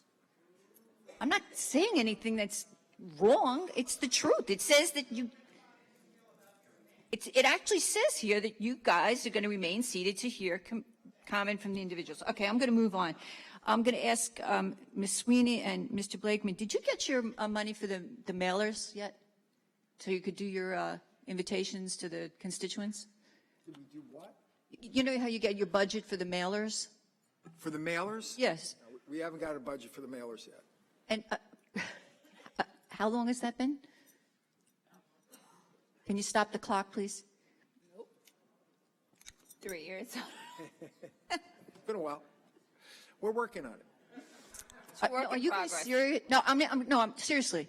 About how long? 2 years? 3 years? Didn't you just propose that? It's 2 years in no, 2.5 years. 2.5 years. Okay, so there's 6 people that sit on the board. Okay, so that's 1/3 of you that are not getting the budget. Is that correct? Well, I want to be very, precise about this. Okay. I asked that my name and my picture be taken out of the mailers, the ones that were so close to the election. So it wasn't somebody that took it out. I actually asked that it be taken out. Why is the clock ticking when Mr. Blakeman is speaking? Well, because you asking you. Oh, you make a lot of mistakes. No, I'm not stopping it.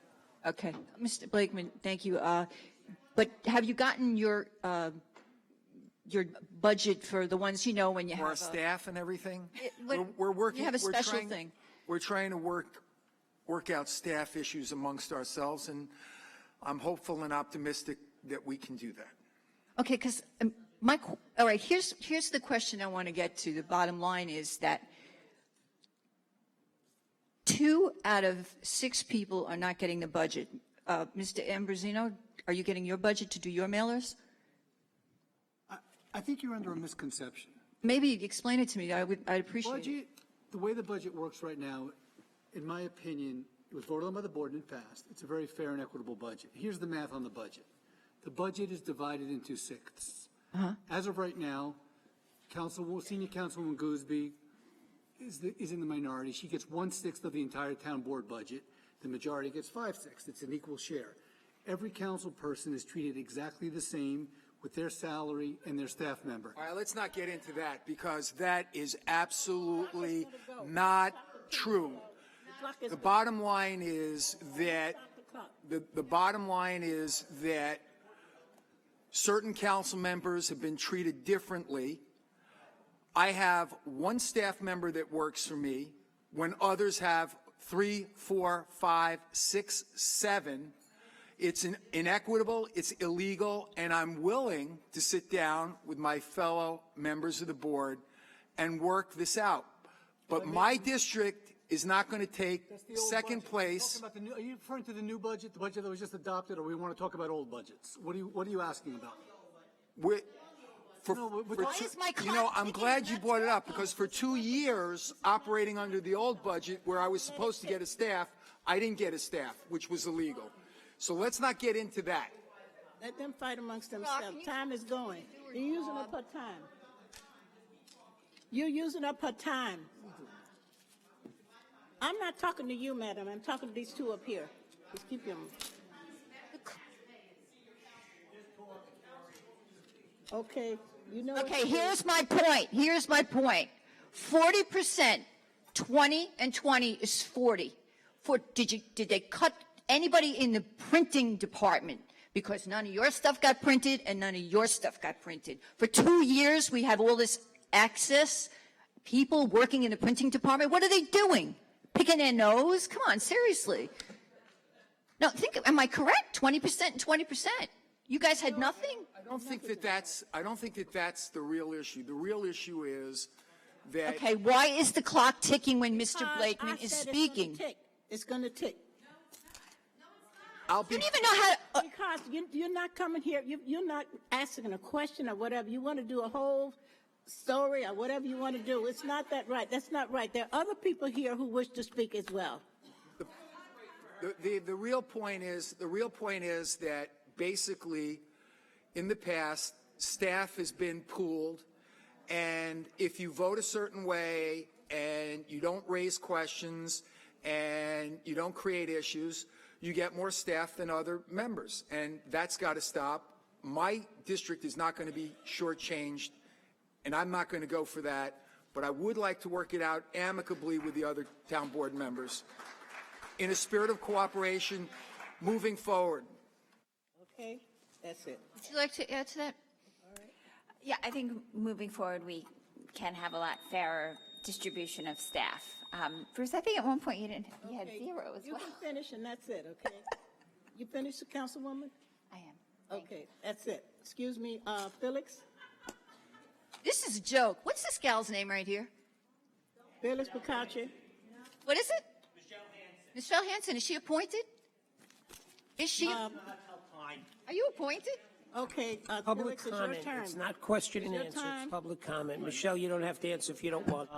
You know what? Let's not denigrate. Well, wait, but let's not denigrate the staff. Obviously, they have superiors who give them instructions. So let's not pick on them because they're just trying to do their job in a difficult situation. Okay, That's go all. ahead, Felix. She works for the clerk, not for Gooseby. Okay, and the clerk should be independent of the board because that's why they're elected separately. But anyway, on the Camp Anchor foil that you told me there was a stipulation. I downloaded 104 pages of the lawsuit. There is no stipulation, so there's no reason why you can't give it to me. Why aren't you giving me what Bill Mueller got in 1 minute? It's quite possible that between the attorneys, the stip was not filed in court, that the attorneys... You can't decide among yourselves. Of course they can. Of course you can't. Stop yelling, please. Of course you can't. You can't make your own rules. You're going to violate FOIL? You're going to make two guys can make a rule? Why are you yelling? Hold on a minute. Hold on a second. All I said was the stip was between the attorneys. That does not necessarily get filed with the court. Okay, that's that part of it. Now, if your argument is that two lawyers can't agree to violate FOIL, that's true too. But there seems to be a question. So we're waiting for the judge to make a decision on the preliminary injunction. And so we agreed with the other side that we would not release anything until the judge made his decision. But I agree with you. If a court said that you can't hold this back, you can't withhold the information, then no matter what the attorneys agreed to, FOIL would supersede that. The Malibu Dover contract is past due. You told me you were looking into it 2 weeks ago. Are you going to tell me you didn't get it? Because that next day I told them to make sure they got it to you. You didn't get it? Do me a favor, please call tomorrow morning. Call tomorrow morning just in case I don't remember, and we'll get it to you immediately. The guy who took the plumbing test mentioned he had evidence. Not one of you asked to see the evidence. Not one of you asked. That's very strange. I always go by the documents. You may not like what I say, but everything I say is by the documents. And that's probably what you don't like because I tell what the documents say. But that's another problem. But he says he has evidence. Why didn't you say, bring the evidence to my investigator? Meet me in my office tomorrow and let me see your evidence. And let's see if it's valid evidence that maybe he was legitimately cheated. He passed the test legitimately, and what he said happened. I wasn't there, so I don't know. But he's saying he has evidence. Why don't you give him at least the benefit of the doubt? Nobody offered that. We're aware of his case. We're aware of his case. That's precisely why I supported having an inspector general so that people who felt that they were aggrieved could go to an independent investigator, not someone that was controlled by the board or by any member of the board, the supervisor, a council member, and that they would get a fair adjudication of their complaint. And I don't think that that's our role to make those decisions. I think basically when someone feels aggrieved, they have to have an independent person to go to do the investigation to find out whether or not that person is correct or whether or not our people are correct. I'm not going to sit in judgment of Commissioner Rotkamp without all the evidence, but at the same time, I'm not a prosecutor. I don't have the staff to do the research. That's something that an independent inspector general should be doing, and not us and not the commissioners, because obviously if you have a beef against us or the commissioners, you should be able to bring it to somebody who's independent of us and the commissioners. Yeah, but we spend a few $100,000 on investigators. You know, Minio has his whole family here, and, you know, we have a lot of investigators. Why wasn't that brought to one of the investigators? Why didn't give the guy some guidance? But anyway, let's move on. The short-term rental ban, I believe per all the hoopla with, you know, the invalid, why things should be tabled suddenly, and then we change our minds as to why it was tabled. We didn't know why we tabled something. And there is no description. This is the notice, unless it's the wrong thing. But in the packet, the notice just says to amend Chapter 99 of the Code of Town of Hempstead in relation to the registration and permitting of property within the Town of Hempstead. That's the title of the law. That's not a description. Nobody reading that in the paper would say, hey, I got short-term rental property. I better get to this hearing. It gives no indication. And I believe, unless this is the wrong document and it was published correctly in the paper with a different verbiage, that law is invalid per the consensus that seemed to have been, you know, garnered here, you know, over the last few weeks in the paper. But anyway, we'll move on to another thing.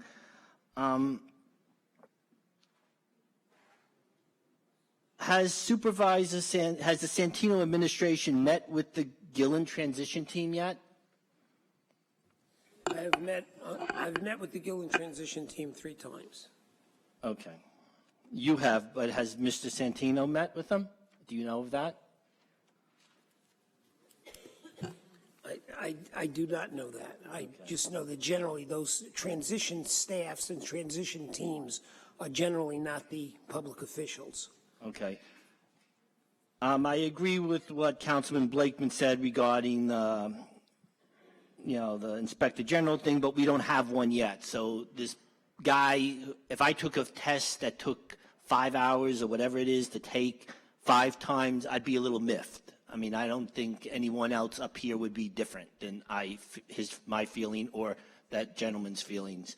And to give him such a lack of consideration, Joe Ross should have said that, come to our investigator, bring the information to my investigator, one of the Minios or whoever. You have a bunch of investigators here investigating the animal shelter indefinitely, although they never find anything wrong, although there's, you know, a lot of things wrong.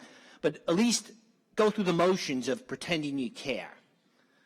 You know, I mean, I was feeling for this guy. I mean, imagine 5 times taking the test, and he already was I'm sure you could verify with his resume. Anyway, one more thing. This should have been a real quickie foil. I asked for John Rotkamp's qualifications, his, you know, records which would show that. That should be, what, 2 pages, 3 pages? I've been waiting a few weeks for that. I'm not sure what the problem is in scanning a couple pages in. Can I get that foil? Bill Mueller could get it in 2 days. How does he get it in 2 days? I have to wait for 3 pages. I have to wait weeks. I'll try to track it down. But how does Bill Mueller get all those names, You see, if 1,000 names in a if day? you could call Rick Amarini during the day Yes. before the meeting, you'd have an answer. But I don't know what the answer is. He does not make a decision for the department. A lot of times he bypasses me because he can't get stuff. Like with Arthur Prim refused to give me the date on a document that he produced. Patty Harris. For 6 months. Ms. Patty Harris, For 6 your time is months. up, Mr. Cutler. That's why Patty Harris, you can't come. just go to people. You say you go to people. Patty You Harris, go to Ms. people. Patty Everyone Harris, your goes to time. people. If you don't come You up, just don't he's using answer. your time. He's using your time. Oh, you shut up. Enough of you. Enough of you. Get him out of here. Get him out. Take him out.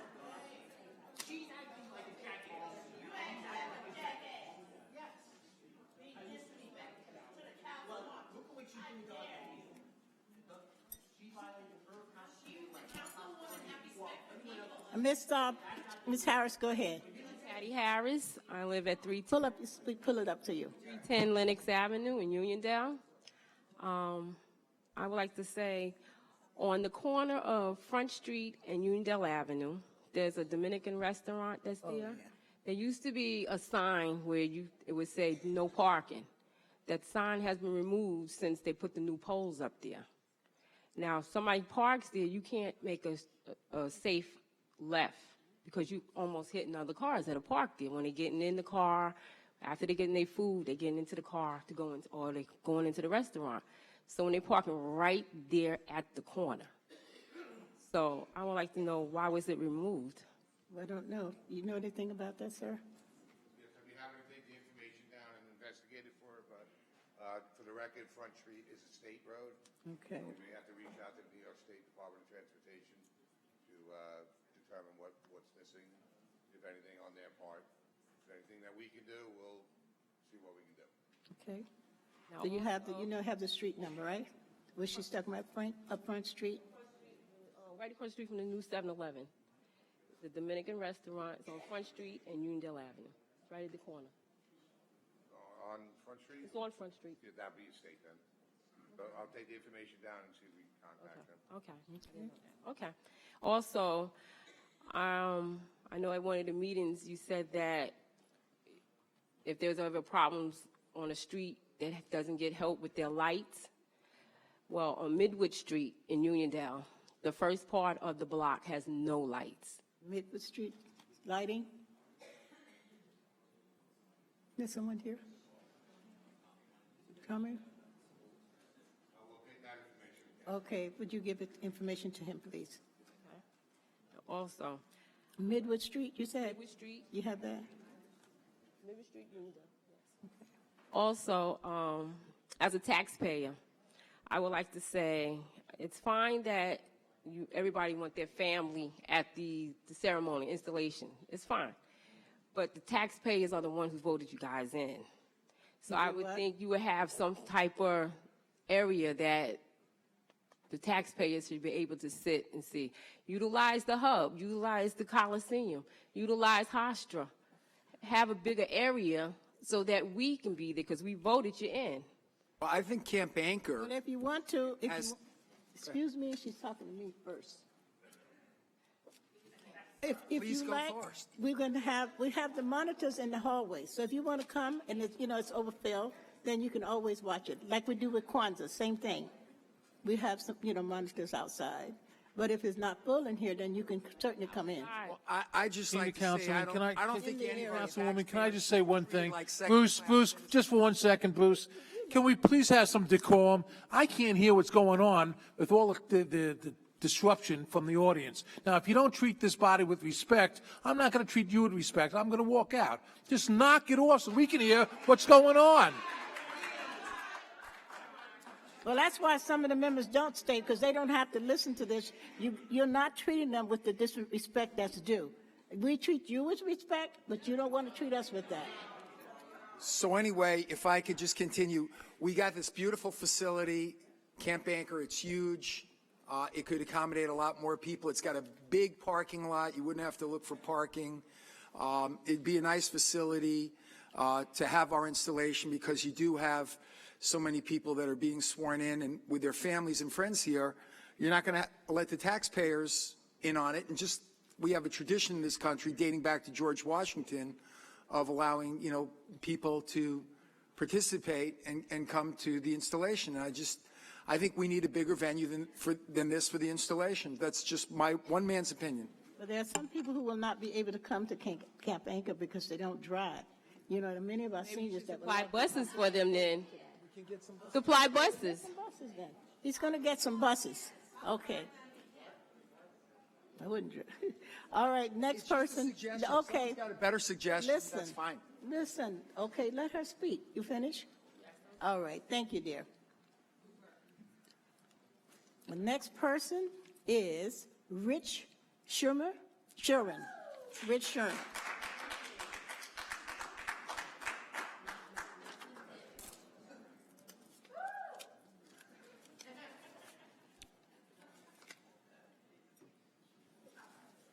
Good evening, Richard Shuren, 167 Jefferson Avenue, Harbor Island, New York. I wrote on the sheet that I want to talk about the Basilico development, but I want to talk about something else. Talk about the what now? Basilico development. Okay. But I want to talk about something that's even more important first. Last night I attended an Island Park School District meeting, and the subject of the meeting was the Barrett Power Plant tax certiorari proceeding.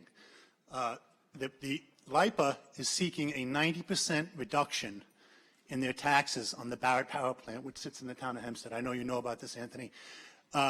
If they're successful, that Barrett plant provides 50% of the tax revenue for the Island Park School District, which is the smallest school district in Nassau County.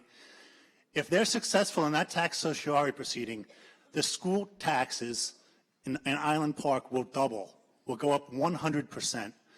We're at the point now, the case has been proceeding for 7 years. The school district has been fighting it. Nassau County has been fighting it. We're at the point now where it's almost to trial. The community is very, very concerned about this. The meeting was very well attended. I almost say panicked. It's a very, very serious situation, and we have, for the past 5 or 6 years, tried to get the support of public officials, the town of Hempstead, county officials, to assist us in this fight, in this extremely important fight for the Island Park School District. And I'm asking you, as you all sit here today, to please work with the Island Park School District and other officials who are fighting this battle for the very survival of the Island Park School District. It's extremely important to everyone in the community, especially the children. And it is an existential threat to our community. So if anyone wants any more information about that, I'll be happy to provide it, but I'm asking you now to please help us. Rich, if I may, first of all, I've always supported the school district. Well, you weren't there last night. Well, I was going to get into that. Just to let you know, the school district never invited me last night, okay? They invited everyone in the community. They sent a letter to everyone. You should know about these things, Anthony. It's not a secret. The school board and the superintendent always finds my number when they need to let me know about something. We were not notified about last night. There was a meeting similar to this in August, and I had representatives there from not only my office but the town attorney's office as well. The representative knew nothing of the issue. It was embarrassing. Okay. Todd Kaminsky was there, spoke on the issue. Your representative tried to speak. She knew nothing of the issue. Well, I disagree with her knowledge on the issue. Community, and the town of Hempstead has done nothing to support us. Well, I disagree with her knowledge on the issue. And there is nobody that can question the work and the support that I've given to the Island Park community, and I will continue to do so. We have been fighting this for 8 years, Councilman D'Esposito, and I haven't been on the board for 8 years. Well, you've been involved in the community. Denise Ford was with us when we went to speak to the president of LIPA. I want to put everything in the past because we need everyone's help right now. Well, it's an extremely serious. You have my help. And if you do, and I will speak to Dr. Bavino tomorrow, and I hope that in the future I am advised of the meeting so I can make sure that I can attend. And I support you. Thank you, Senior Counsel. Representatives of your fire department were there as well, so it's hard to believe that you weren't aware of it. Okay. But I want to move on now to the Basilico development, which is a catastrophe as well for the Harbor Isle community. I've spoken of this before. In my opinion, the Town of Hempstead Law Department did a horrendous job on this issue. It goes back a decade. The community came out in force. We thought that we got relief. The Town of Hempstead Law Department messed it up. As a result, the developer was successful in his legal challenges. It went all the way to the Court of Appeals. Town of Hempstead has lost at every level. We're at the point now where Basilico is the developer. He's about to construct I believe, 150 unit rental complex. Well, he's not going to construct anything because he's yet to submit building plans or apply for any building permits. Secondly, I've reached out to Basilico probably over the last 3 weeks to a month, and I've yet to have a return phone call from them. Well, you've been promising for at least 6 months, and Mr. Mueller as well, to speak to the community. Mr. Mueller told me personally that he had a plan to address this, and he said to me that the community would be informed of that. This is more than 6 months ago. We still don't know. People are literally, worried. They're in the process of considering to sell their house in this area. It's a very serious thing, and the Town of Hempstead screwed it up. Mr. Ra, your law department, I don't know what happened, but it was a complete failure of the law department. Screwed it up. We're at the point now where they're going to build this, and we don't know. I've been told that there's some plan, but it appears that there isn't. I don't have a plan. Well, Mr. Mueller told me that I'm you had a talking plan about that plans would be from the announced to the builder. community. Excuse me? I'm referring to plans from the builder. Right, but I'm referring to a strategy on the part of the Town of Hempstead to address this issue, to protect the community as they intended to, but failed because the legal department failed. And that brings me to my last point. In my opinion, Mr. Ra, the legal department's representation at the last meetings has been severely improper or deficient. My understanding is you're to represent the entire board, not the supervisor. I sat here and I watched meetings where it was obvious that a strategy was conducted with yourself and the town clerk in advance without the knowledge of the other board members, and a plan was executed to deprive board members of the opportunity to speak, to table items without notice. And I just think it's wholly improper for the town attorney to have acted in such a manner. I just want to let you know that I just think that was wrong.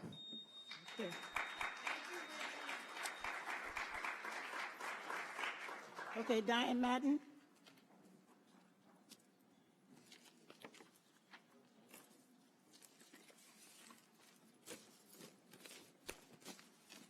Diane Madden, Hempstead.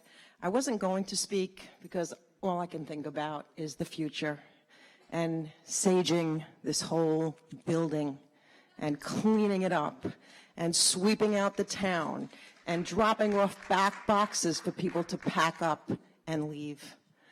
And everything that I heard tonight was true.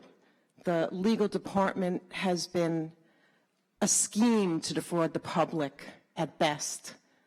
And after I heard Ms. Guerra speak about the animal shelter, I wanted to mention that I too was very happy to see Councilwoman and Supervisor-elect Gillen at the shelter.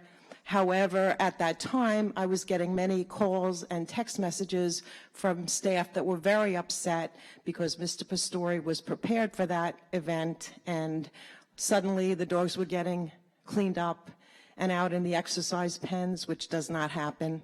So I strongly suggest moving forward, no matter who is in charge, that you make some surprise visits and show up unannounced, because it's more than just visiting the shelter. It's important to check on these animals and how they're being taken care of. And with all due respect to you, Councilwoman, I have the utmost respect for Laura Gillen for not posting a picture that Michael Pastore jumped into, I'm told uninvited, because that would have sent a chilling message to the people that he has harassed and bullied and discriminated against and shut out and silenced in the same way that some of you were. So again, I thank you for being there, but I also appreciate that Mr. Pastore is nowhere to be found on Laura Gillen's Facebook page. Good night.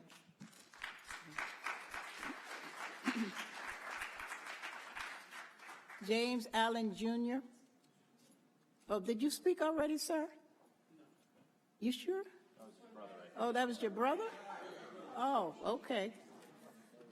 I think I saw the same name again, the last name. Oh, okay. Hi, James Alkus, 371 Garden Street, West Islip, New York. I actually just came up here because I noticed you asked Mr. Bardock one question which I don't think was actually answered, so I was hoping we could go over that question with Mr. Bardock. Who's Mr. Barter? Yeah, Rotkamp. I didn't get a lot of sleep, but yeah, Mr. Rotkamp. I wanted to ask Mr. Rotkamp the one question that I don't think he had the chance to answer before. It was in previous examples when people have failed one part of the test, did they have to take the entire test over, or were they allowed to just take that one part? And I was hoping he could come up and answer it here. Commissioner, would you answer that, please? Also, the clock is running. I know, it's going to run. Don't let it run. It seems selective. I've seen you stop it for some people and then Listen, stop it for others. everybody has to have a right to speak, and we're not going to stay here till 2 o'clock in the morning. Why not? I'm not.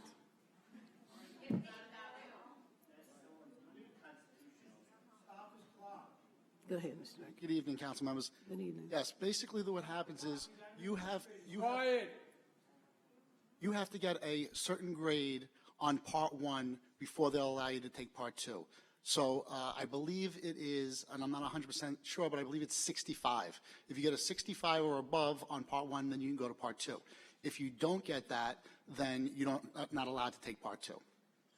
So the question was, if you passed part 1 and part 2, this is just an example, not those specific parts, but you failed part 3, in every single case, do you have to go back and take all 3 parts over, or have people in the past been allowed to just go take that part that they failed?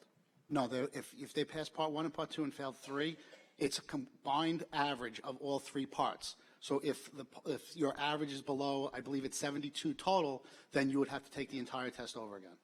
Okay, and if it's above a 72 total, then you only have to take the one part that you failed? No. You take 3 parts. All 3 parts, when you're done, get averaged together, and you have to get a 72 or above, and then you pass the test.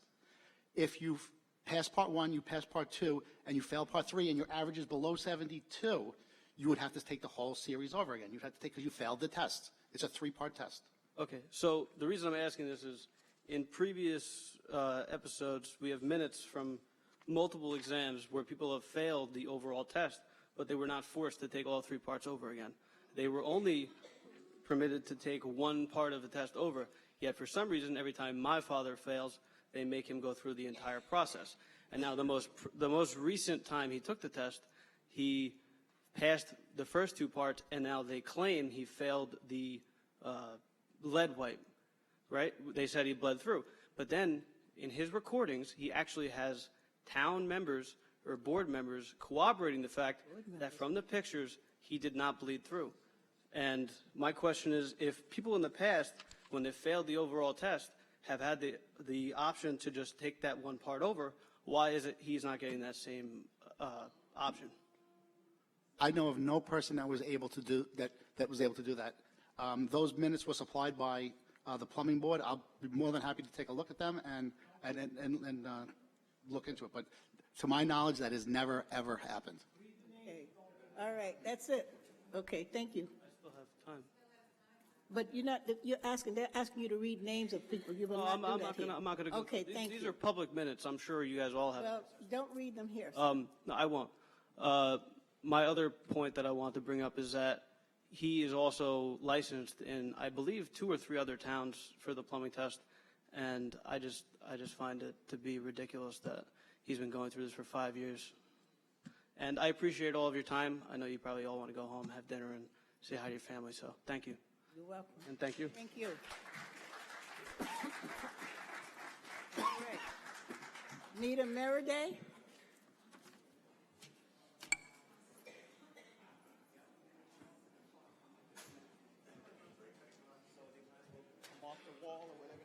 If she stays over time, we're going. Somebody better order out for pizza and coffee and a Pepsi. First of all, if I heard it right, if I'm being told that we are getting respect from the dais in front of me and that we give respect, utter falsehood. And besides, we can do sound effects. You can do whatever you want. Senior Councilwoman Guzman, I've given you your respect, but you have been disrespectful to me and others in this audience, and that is unacceptable. And I am sorry you are cutting me off while I am speaking. I am speaking now the same way you have told other people when you were speaking not to cut you off. And as you said, this is my time, and you don't want to stop the clock, so I'm going to keep on talking. All right, I'm going to keep it moving. Now, I am hoping that, first of all, to even read in the paper that the chairman of the Republican committee would have supported the proposition to give funding to the transitioning committee, but the majority of this board voted against it, does not speak to me that you are looking to make this a seamless transition. And it also seems that there are some people who are acting like a sore loser when they in fact were reelected. I have a problem with that, because if we're going to go into 2018 with a positive attitude, and I firmly agree and support my fellow resident, Diane Madden, because we need to sage this place, pray it up, and do whatever we need to do to clean out the atmosphere. The atmosphere of intimidation has to stop today. It needs to stop today. Whenever you're going to be completely disrespectful of the request of the elected supervisor for the town of Hempstead. There is an elected supervisor. Some people may be trying to perpetrate that role at the moment, but there's an elected supervisor for the town of Hempstead, and she respectfully requested the change to have the meeting on the installation on January 2nd and to have the meeting to accommodate residents of this township at 7 p.m. and to, at least to my understanding, that one person, okay, because one person has their own personal obligation, because I don't see where any of us are going to be invited to this party, and anybody can get together with their family all the time. We are taking time away from our own families to be here, to come to these meetings. And the previous meeting before the election, when folks did not think it was a problem for us to come back twice to have our feelings hurt, that on the one day when we get an opportunity to get a new day and a new way, that one person is going to be able to influence the votes to change the request of the incoming supervisor-elect, that is highly disrespectful. Let me just get that out there. And I do hope that there will be changes in the budget, because, first of all, for someone to say in this body, in this room, that to have an inspector general, which we desperately need, not another relative, not another political hack, but we need an inspector general who is going to look over the processes of contract. And are you finding something amusing, Senior Councilwoman Guzman? Because you're not looking at me and you're supposed to be presiding. But if you want to keep looking around, I'm going to keep right on talking. When the bell rings, the buzzer sounds, and the gentleman can come off the wall and try to remove me if they want to. That is all okay with me, because I'm going to say what I have to say. Keep watching the clock. It's at 1:18, and I'm going to keep on talking. But I'm hoping that we get someone who can look over this budget, because if I recall, the current supervisor must have had at least 20 people on his own staff. I believe there were 3 executives. There was a chief of staff. There was an executive assistant to the chief of staff. We could save money right there, and we need a forensic accounting to look at where the actual millions of dollars that this township has spent or continues to spend in advertising. We know that those costs were spread across, and clearly they were not spread across and divided among the council members in their budgets. We already know that.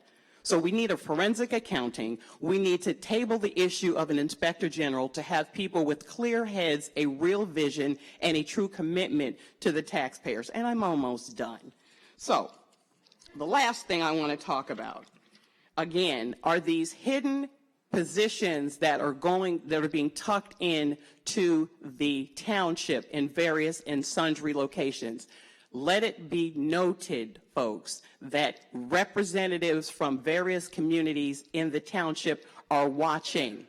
We are foiling, we are asking questions, we are coming together to find out where our money is actually being spent, and in most cases being misspent. And I was hoping that Councilman D'Esposito would be here because I am very curious to see what kind of plan he has in place for those many residents in Island Park who are suffering, because we still have residents in Baldwin who are, yes, it started again and I'm still talking. And in Baldwin, come on, escort me. Come on, escort me. Come on, and I hope it's going into Newsday that's being escorted, that my time and the people of the other residents have not been escorted. Come on and escort me out. Come on, let's do it. Come on and do it. Come on and do it. No, I was hey. to finish. I was trying to finish. I'm going to finish. I was wrapping up. Listen, I'm calling the next person. I'm calling the next person. Harold. Listen. I'm calling the next person. Listen. The next person, Harold. I have something that I want to say. Harold. I am getting sick and tired. I'm getting sick and tired of our public safety officers being put in an awkward and inappropriate position because you want to throw people out. No. I don't want to throw her out. I just would like for her to respect what the time as Their everybody function else is does. to keep order. Well, that's what I'm asking them. And I don't want our public safety officers put in a bad position. They're not being put in a bad They are position. being put in a bad Well, that's position. your opinion, but I just like for her to stop. Her time She's is not up. threatening anybody. She's not hurting anybody. Listen to me. Your time is up. Your time is up, Miss Meriday. As I informed the public safety You heard officer this. that I am wrapping, and other people spoke beyond the time. And When they had some, you spoke. Because I'm a person of my word, I let public safety. Are you leaving as well? Okay. I can still speak to the emblem. I let the public safety officer know that I am wrapping up, as I was going to do, and I would have done it in the 60 seconds that it have taken you to do that. I am hopeful that we can all work together under the new administration with the incoming supervisor-elect, because we need a new day in the town of Hempstead. And now I will relieve the chair. Thank you so much. Have a wonderful evening.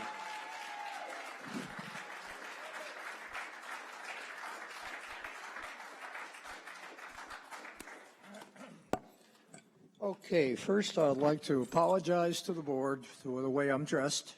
That's okay. Did not get into my $500,000 house to put on a suit. My name is Harold Goretzky, 608 Yale Street, Oceanside, Long Island. You may have read about me. I was a little old man who brought his airplane home, and the town destroyed my airplane. So, I can't hear him. Would you please be okay, quiet let me so I talk a can little. listen to him? Let me talk a little louder. I'm 71 years old. I'm published. I'm a teacher. I hold 5 patents. I fly an airplane with one good eye. Student pilot for 36 years. I did solo cross country 36 years ago from Los Angeles to New York and back in the Cessna 150, flying the Iron Compass. It's a little background about me, okay? I'm very upset. The town has destroyed my airplane, destroyed my house, taken my dog, crashed my car, had me in a hospital, and I'm really very upset. I could explain everything if you give me time. I'm not going to outrun the clock, but my house is boarded up, a $500,000 house, for reasons because a next-door neighbor, who I'm not going to, Vicky, I'm going to mention her name, I don't care. When I moved in a year and a half ago, I'm a radio ham operator for 60 years. I build communication systems all over the world. I'm published in magazines. I've been a ham since I was 11 years old. I moved into my house at 608 Yale Street. I put up a small antenna, and I went to file for permits to put up a tower. What happened, the contractor I had to put up the permits lied to me. He didn't file the permits, and he put up the tower without permits. When I first moved in, my neighbor said to me next door, I put up a small wire antenna, that there's radiation from my antenna, it's going to affect her children, and she didn't want me to put up any aerials. And she said she has a lot of contacts with the town of Hempstead, and if I put up an antenna tower, she would either make sure I sell my house or go out in the pine box. Okay? Well, right now I am sleeping in one of my laundry rooms in Richmond Hill. I've been through, as they say, hell. Now, I'm appealing to the town. I want my house. I came here with nothing to New York 30 years ago, and I built a very large company called Land Air Communications. I build radio shops all over the world. I'm right now looking at the town of Hempstead. I'm looking to buy a piece of property to build a manufacturing plant based against 5 of my patents. And 51% of my employees are going to be vets from Operation Desert Storm, from Vietnam, men and women in wheelchairs, and men and women who are blind. I'll tell you why. They're the best workers. You handle the disabled, they'll help you. Also, the Veterans Administration is willing to finance me open-ended at no interest to build my plant. Near across from Costco, I'm looking at a piece of land. So I got some fantastic things I'd like to do for the town of Hempstead. But Mr. Santino, who I tried to run against for supervisor 2 years ago, has a vendetta, and I've been through many, many bad situations. I'd like the town to try and get me back into my house. They took my dog, Mendel. Mendel saved my life a year and a half ago from a mid-air plane crash. I took off from Republic Airport, my Cessna. I went south. I was going to corkscrew up to 9,500 feet, go over Long Island. And when you're at 9,500 feet at night in a little airplane, and you see the lights of Manhattan, and you see the stars, you can't be any closer to God in an aluminum box with a propeller. What happened one night, I'm a student pilot for 36 years, one good eye. My dog was with me in the car. I wasn't going to leave Mendel in the car. I said, Mendel, come on. I can't take any passengers, but I could take a pooch. I put Mendel in the airplane. We took off. I was climbing through 3,000. He goes crazy. I looked at my right. Oh, my God, a Piper went right across my bow. If I went to dive my airplane, I wouldn't be here. The dog, the Sheltie, saved my life. Somebody took my dog. I have an idea. It's my next-door neighbor. The feds are looking in. They wanted to take Mendel to Oklahoma City and run tests on Shelties. If a Sheltie has the ability, I may go over the clock, I'm sorry. If a Sheltie has the ability to recognize an aircraft in flight, there may be a pooch in every cockpit.